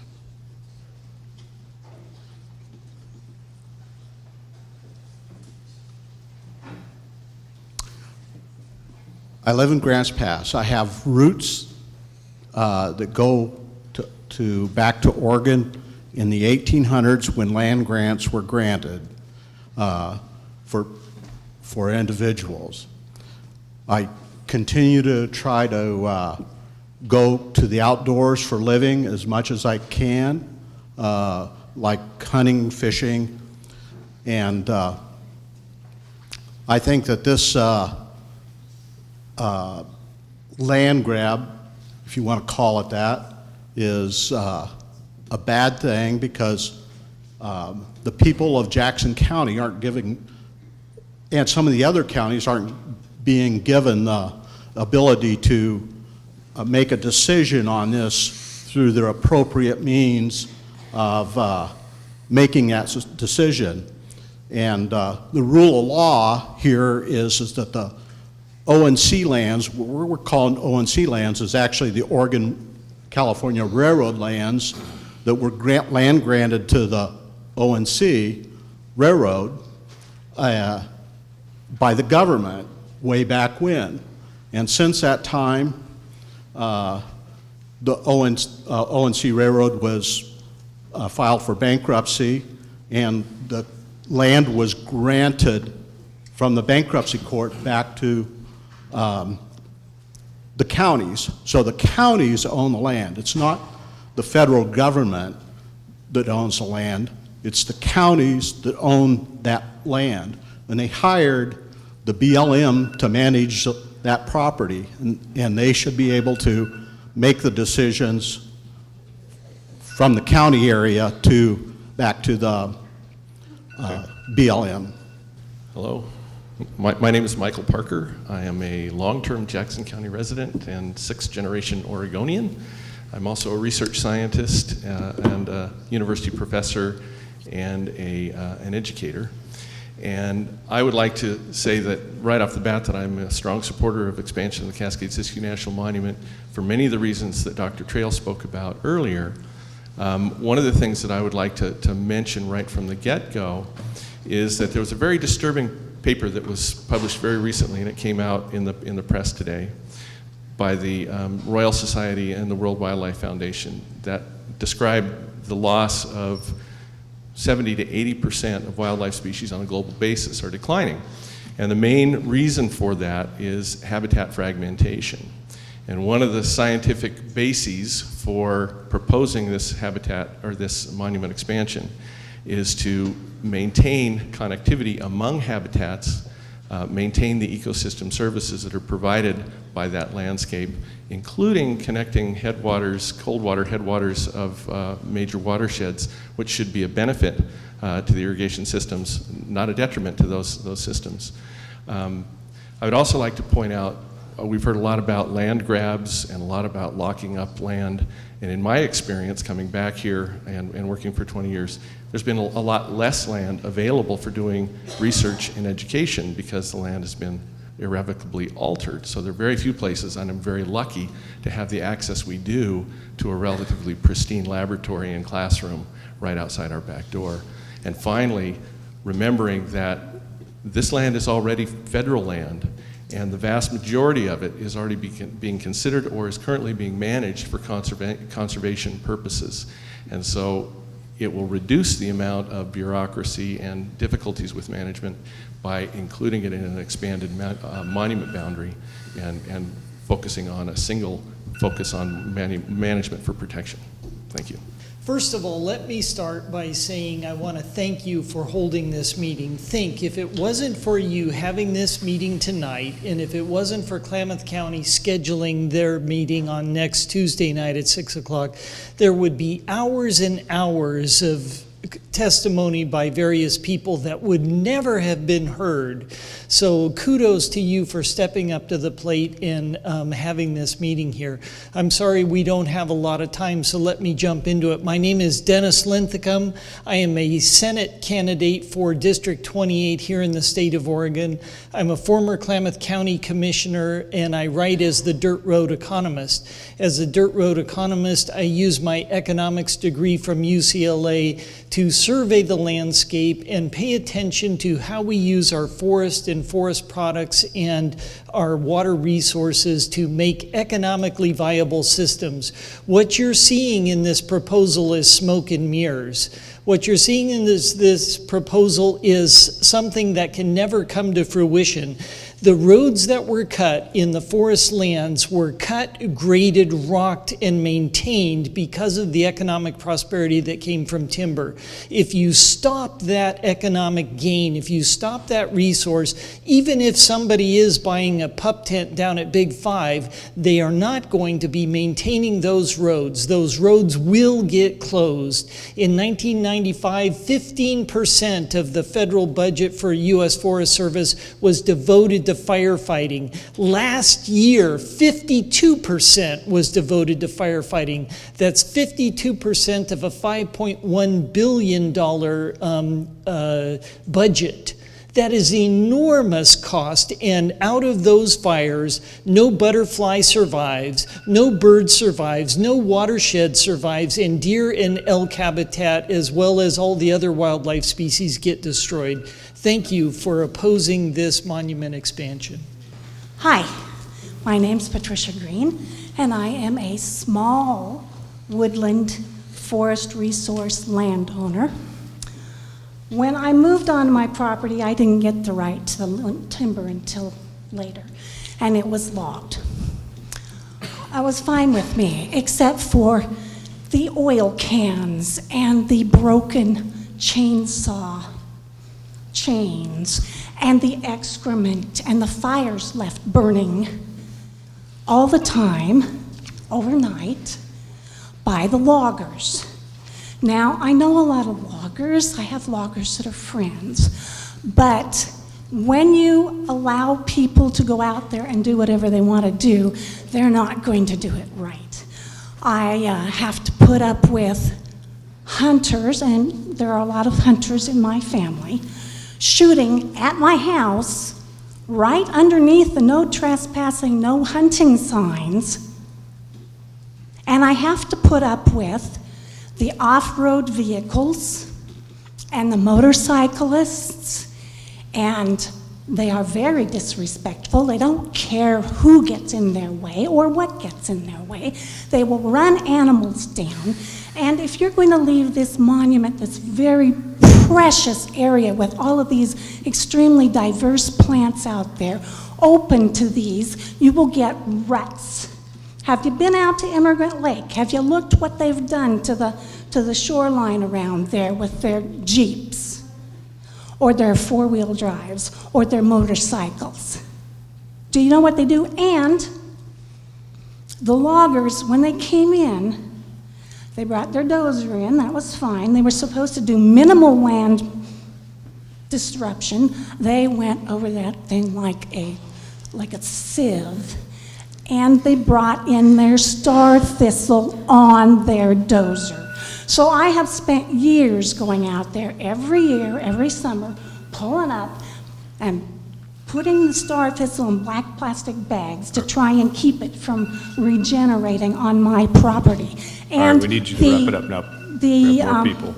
Pardon me? Actually, we have more people. Your time is up, so thank you. You can wrap up if there's a last thought, but that... The irrigation district is one of the worst as far as taking star thistle over this property, this country. Look at the roads where they go, star thistle. Okay, hi, Jerry Carsey. Again, thanks for having this. I really appreciate it after the short notice in Ashland.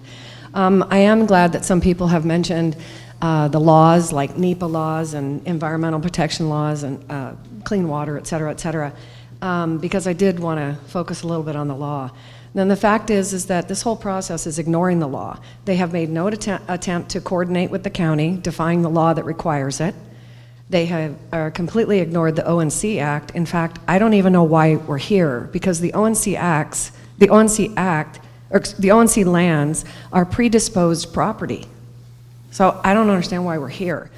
They're perverting the intent of the Antiquities Act, that's been mentioned, ignoring the Mining Act of 1866, 1870, 1872. And also, while they may be following laws such as FLIPMA, they're ignoring the Organic Act of 1897, which is the foundation of our national forest system. FLIPMA has a savings clause, and which means that it does not amend or replace previous laws. So these laws must be taken into account in aggregate. Instead, they simply pick and choose the laws and regulations that they wish to acknowledge.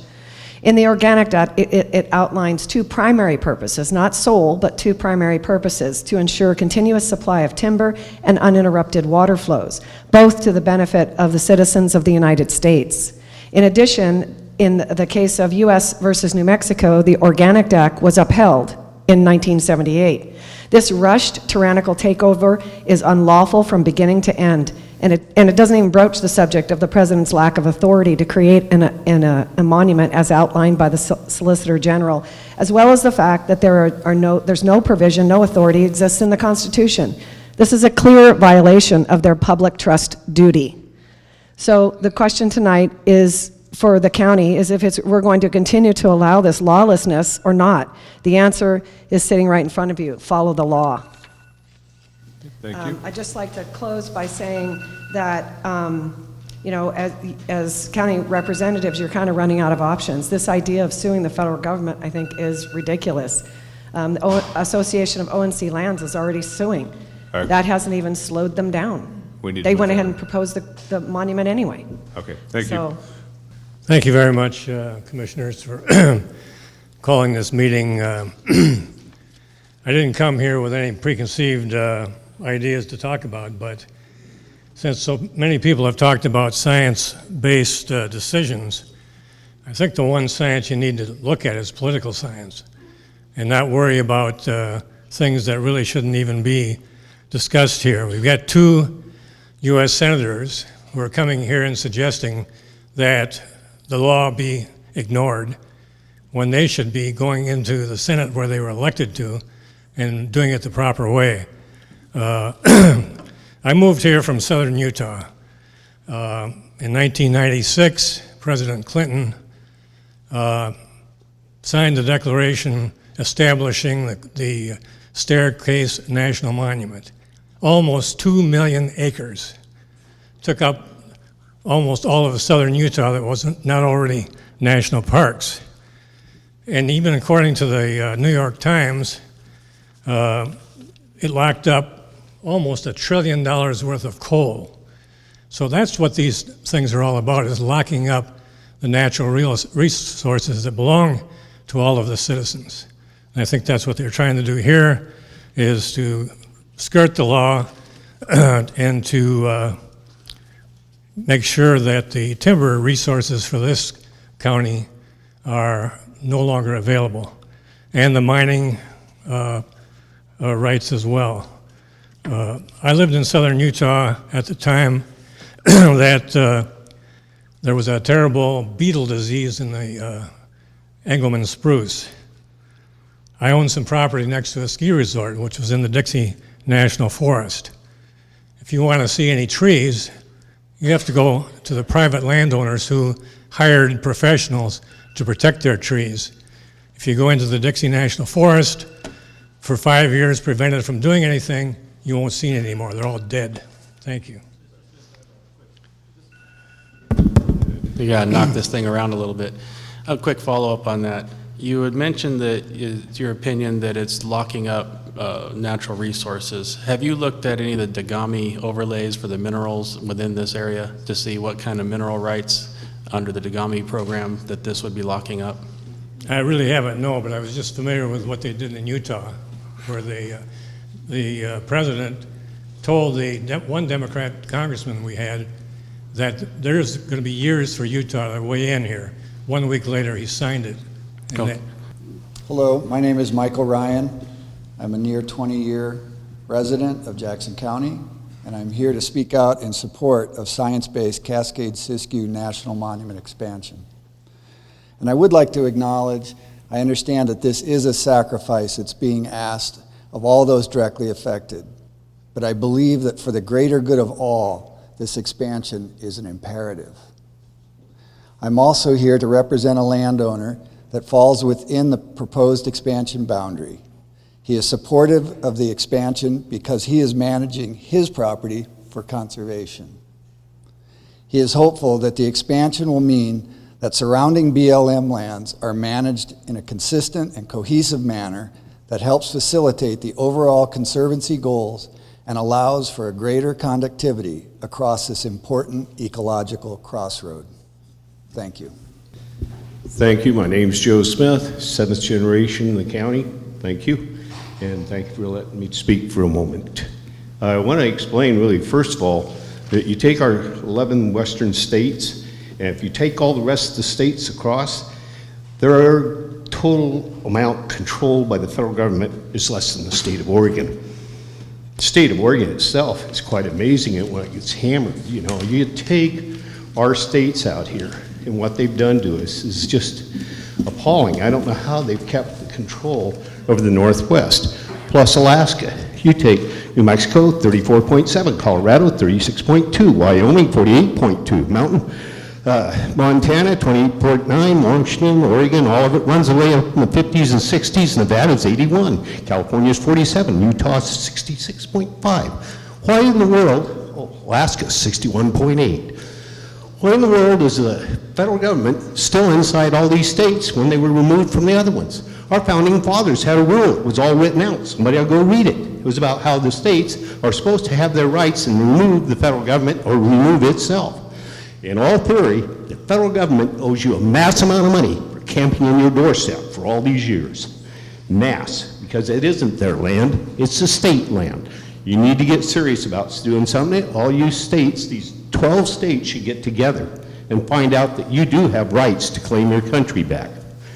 And the people in the state would like to be with you in that.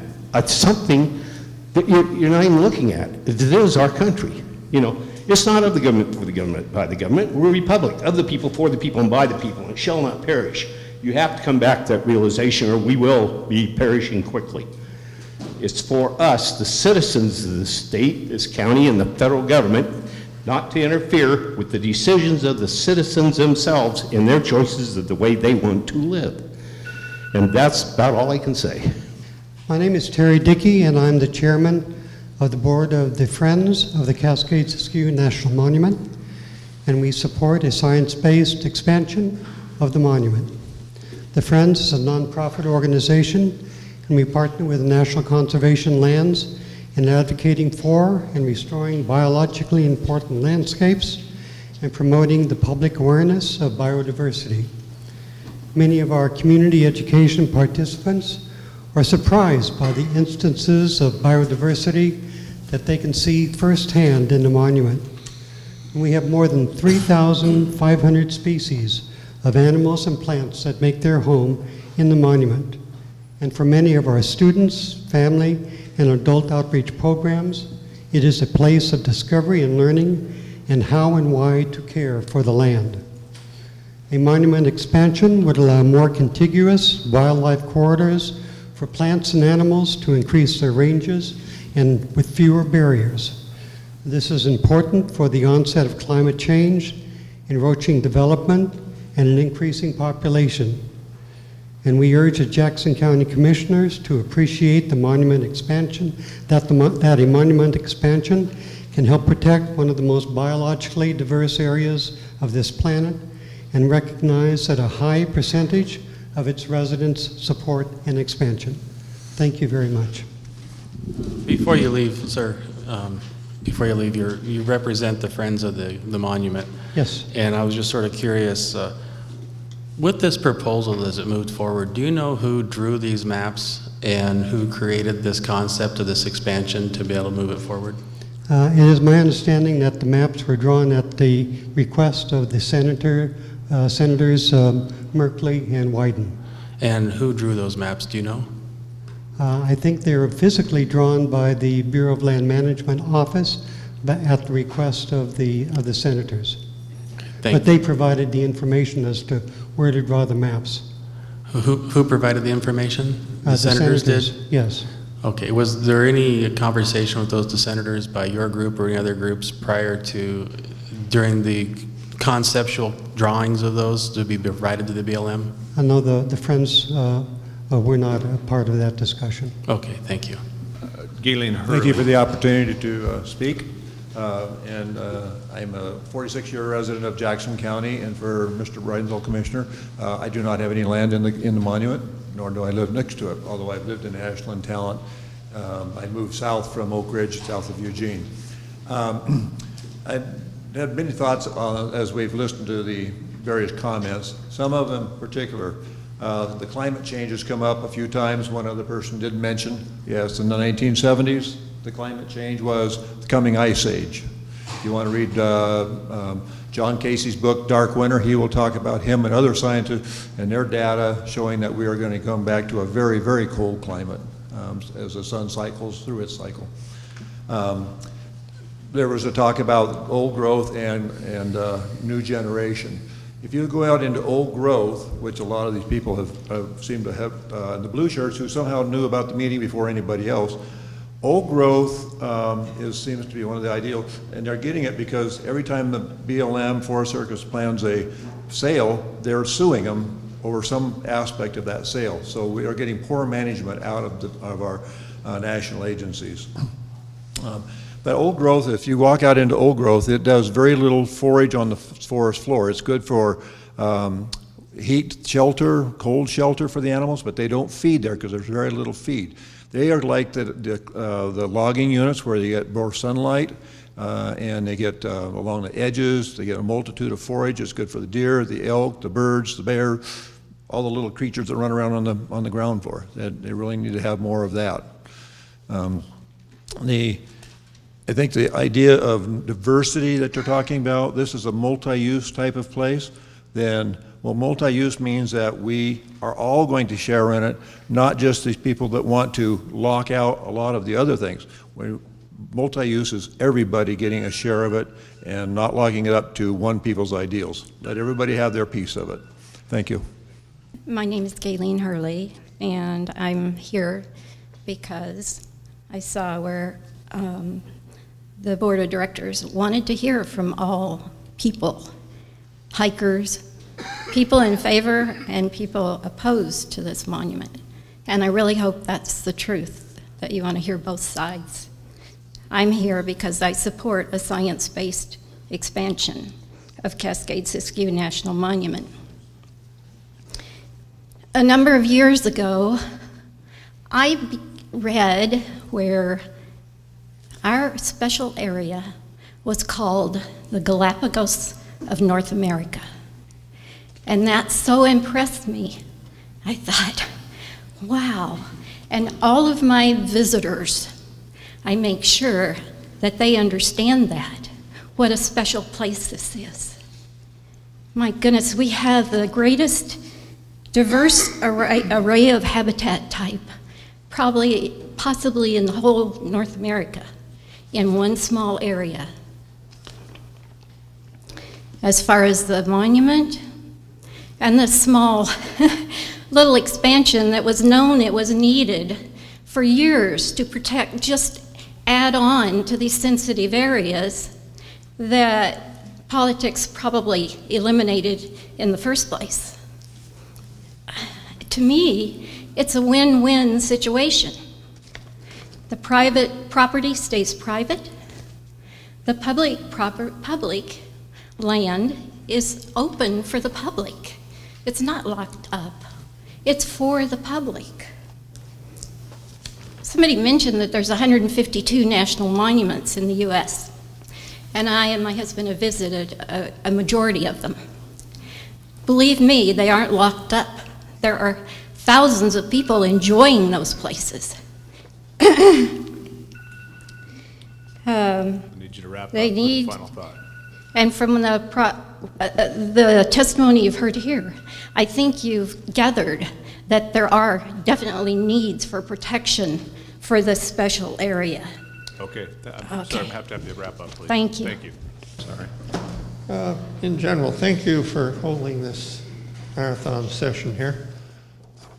You have to do a lot of listening. I pity you for that. But I'll try and make it short, and I've got written material in case we run over. I grew up in a publisher's family, so words and their meanings are very important to me. And I am concerned to see these words that may sound good, such as protecting the entity of the Cascade-Siskiyou region, which might sound like an admirable aim, but how could a monument status really achieve this? Some other phrases are even more puzzling and less specific. Climate change or ecological integrity. Just how would a monument status significantly affect either of these subjects? Hope somebody has an answer for that. It's not. And most important, how could monument status protect it from wildfire? The most likely risk. Actually, rapid response time is the best fire protection. Roads as fire breaks have proven to be, to be effective in fires such as the 2015 National Fire in Crater Lake and the Rogue River Forest along Highway 230. I have some exhibits that are included here, including what it looks like after the fact here, where you see the road did stop the fire. Well, you can look at them later. Okay. Monument status could limit road construction or even maintenance. Does that bird tell me I'm done? Yes, I'm sorry. Oh, sorry about that. Well, I'll give you the... We have your written testimony there, though. Thank you. This sounds okay? All right. I also want to thank you for holding this session. It's been interesting, and I hope it helps you make a good decision. My name is Ed Hillard, and I live on Tyler Creek Road. My wife and I are retired. We hike almost daily on Tyler Creek Road, or off of Tyler Creek Road in the monument, and there's a section just down the road from us, maybe a quarter mile, that's going to be part of the expansion of the monument. I welcome that. Everything that we have seen about the monument is beneficial. We moved to the area and we brought our dollars to the area, our tax money, because we saw that the monument was coming. It had already been declared. We moved here in 2004. We started buying property in the area in 2002. And it was all based on the promise of the monument. I think the monument has delivered on that promise. We also are are near private lands, and we're near non-monument BLM lands. And there's a qualitative difference between being in one space versus the other spaces. And just one thing that's been mentioned is the return of natural grasses and bunch grasses and that sort of thing, and what that kind of return supports. I know that there's a feeling that if you do not log, you somehow are denying yourself tax dollars and the residents' jobs. But my experience, and I grew up in the Northwest and I had family in logging, and my experience with logging is, even under the best circumstances, logging usually leaves nothing but denuded landscapes and no economy. I support the expansion of the monument. Thank you. Good evening, Commissioners. You're the model of patience. Model of patience. My name's Steve Root. I'm a third-generation cattle rancher in the Upper Applegate. Currently lease a 360-acre ranch within the current circumstances, if you will, the current restricted area. And we are facing challenges personally to me, and I know it's a small amount, but personally to me it's $140,000 annual salary that I'm losing because of the current restricted areas. We do have grazing rights within that area, and we cannot use them for sake of access, stipulations, requirements. It does not pay us to use them.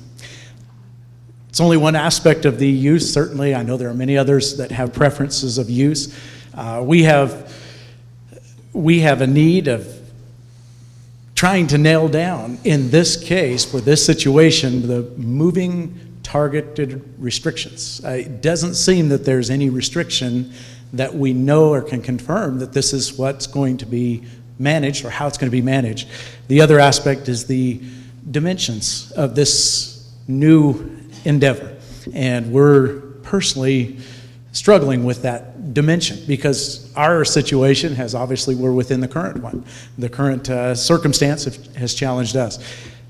Its method and the reason of which it's coming, obviously it's coming from the Antiquities Act of 1906. And I believe that that's a situation where I don't think this falls and is applicable. Part of this intent is the scientific interest that's situated. The government can do that, and that's an opportunity of the president. And I'm concerned with that because I live nearby the McKee Bridge, and I believe that is an appropriate use of the Antiquities Act and not a general use of it. So I'll finish with this idea that goes far beyond and above the uses, far and above the nation, and that is this quote: "We ought to avoid oppositions of science falsely so-called." And that comes from a source that goes beyond anything. So I'd encourage you with that. I got one quick question Yes, for sir. you before you step down. You had mentioned that you have grazing rights within these areas. Yes. But the regulations that are in place, even though you have those grazing rights, prevent you from being able to utilize those grazing rights because it's no longer cost prohibitive? Right. It is. It prohibits us from using it. It's just too many restrictions, too much oversight. And of it costs you money in that process? You bet. I don't operate where I could. To the tune of about $150,000? Yeah, that's a small number. That's at a minimum. So, yeah. Thank you. Thank you. Well, good evening. Thank you for listening to us. I'll be brief. I support what my husband said, and I would like to add that the place that we live on Tyler Creek Road is between two watersheds, one Schoolhouse Creek and the other Tyler Creek, and there is pieces of BLM land that are proposed to be incorporated in the monument, which will complete wildlife corridors in our area, which is, an opportunity to make a gift to future generations. I think my other point is that I think that this is a unique opportunity at this time because all the planning has been done, all the biodiversity is understood, and the proposals for the land are there. And if you act now, you'll be able to accomplish a great deal, and if you wait, you'll lose the opportunity. So I suggest that you seriously consider acting now to expand the monument. We've had more people didn't stay to listen to me. I'm a forester, professional forester, and I've been working in these forests, southwestern Oregon, between Williamsburg and here for 50 years. And in the last 20 years, I've been a consultant in these forests around Jacksonville, Applegate, and so on. And these forests are changing. They, I don't know if many of you have taken a drive out into the Applegate to look at the forest destruction based on drought and insects, but it's quite extensive. Take a ride up the freeway and look at the forest on the freeway on Gold Hill area. They've been in decline for many, many years, but really declining now. You go towards Roseburg, and which is supposed to be home for mostly the Douglas fir species. There's a lot of mortality, and I think it's based on a couple of things. One of them is the fact that the forests are overstocked, tremendously overstocked, and of course the drought is adding to that, and then of course insects come in and take care of the forest. What does this have to do with the monument? Well, I feel that the political status for the monument being managed properly is not going to happen because the Forest Service and the BLM and the forests that they now manage are being mismanaged because they have management plans that won't get passed, and if they do get passed, they're insufficient to manage the forest for diversity and resilience. The forests down here have to have a special management plan to manage for all species, and they're not even managed for anything, basically, as far as forest management is concerned. And I think that the monument status and political action and plans for the management of the forest in the monument will be worse than the actual management of the forests that aren't in the monument. So expanding it won't help. So we need a different plan for managing these important lands that are on the monument area because the monument status won't do that. So figure out a new plan that will save all these species. Thank you. Good evening. My name is Mike Morris.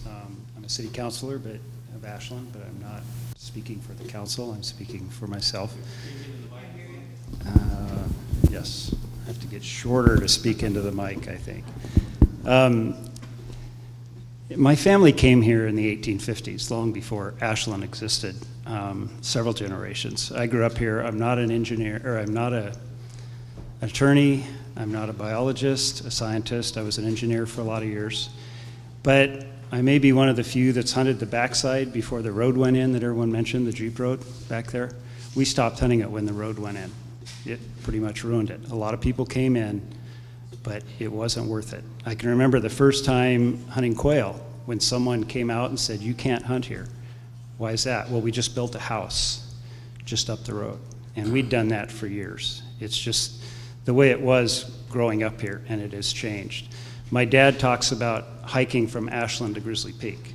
You can't do that any longer. There's too many fences, too many blocked off areas. And I support the monument. I think it's actually the best thing that's happened to this part of the state in a long time. And I could go on into ONC and the history of that and everything else. I don't think I need to. But just take a hike in there. I went for a horseback ride, and I haven't been on a horse since I was, well, in Klamath Falls, at Commissioner Roberts' parents' ranch. And it's a great place and a great spot. It needs to be preserved as it is. Probably my biggest fear is that it becomes different property and it gets built on, you get houses, you get fences, and it becomes completely closed off. Right now it isn't closed off. If you want to walk, you can walk, hike, ski, everything else. And I'll leave it at that, but I hope you reconsider and support the monument. Thank you. A lot of statements were made tonight, and it was sort of sad to listen to some people be very presumptive about what's not being done in our forests and what the practices aren't. We have a University of Oregon and Oregon State University, and they put out some of the finest trained foresters in the country. And there's other foresters that come from all over to help us with our forests with good practices and management. And somebody said, well, it's a terrible thing when they see somebody going through and logging land. I've been here, I was born and raised here. I'm 69 and soon to be 70. And I've seen a lot of forests come and go. And I like taking my grandson out and showing him that there wasn't any trees here at one time. Now there are. And I take him to show him what good forests are when they're properly managed. But here's the point. Paul Gangas hit the point hit it right on the head. The problem is we can't manage our forests, and every time they try to manage it, there's a spate of lawsuits that block the forest operations continually.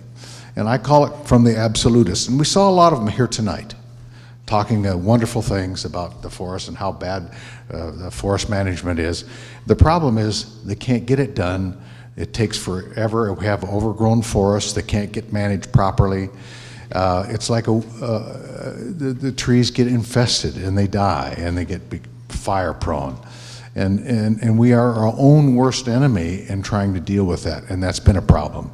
And that's our greatest problem in our forests. The Ninth Circuit Court of Appeals backed us up one time, which I thought was surprising.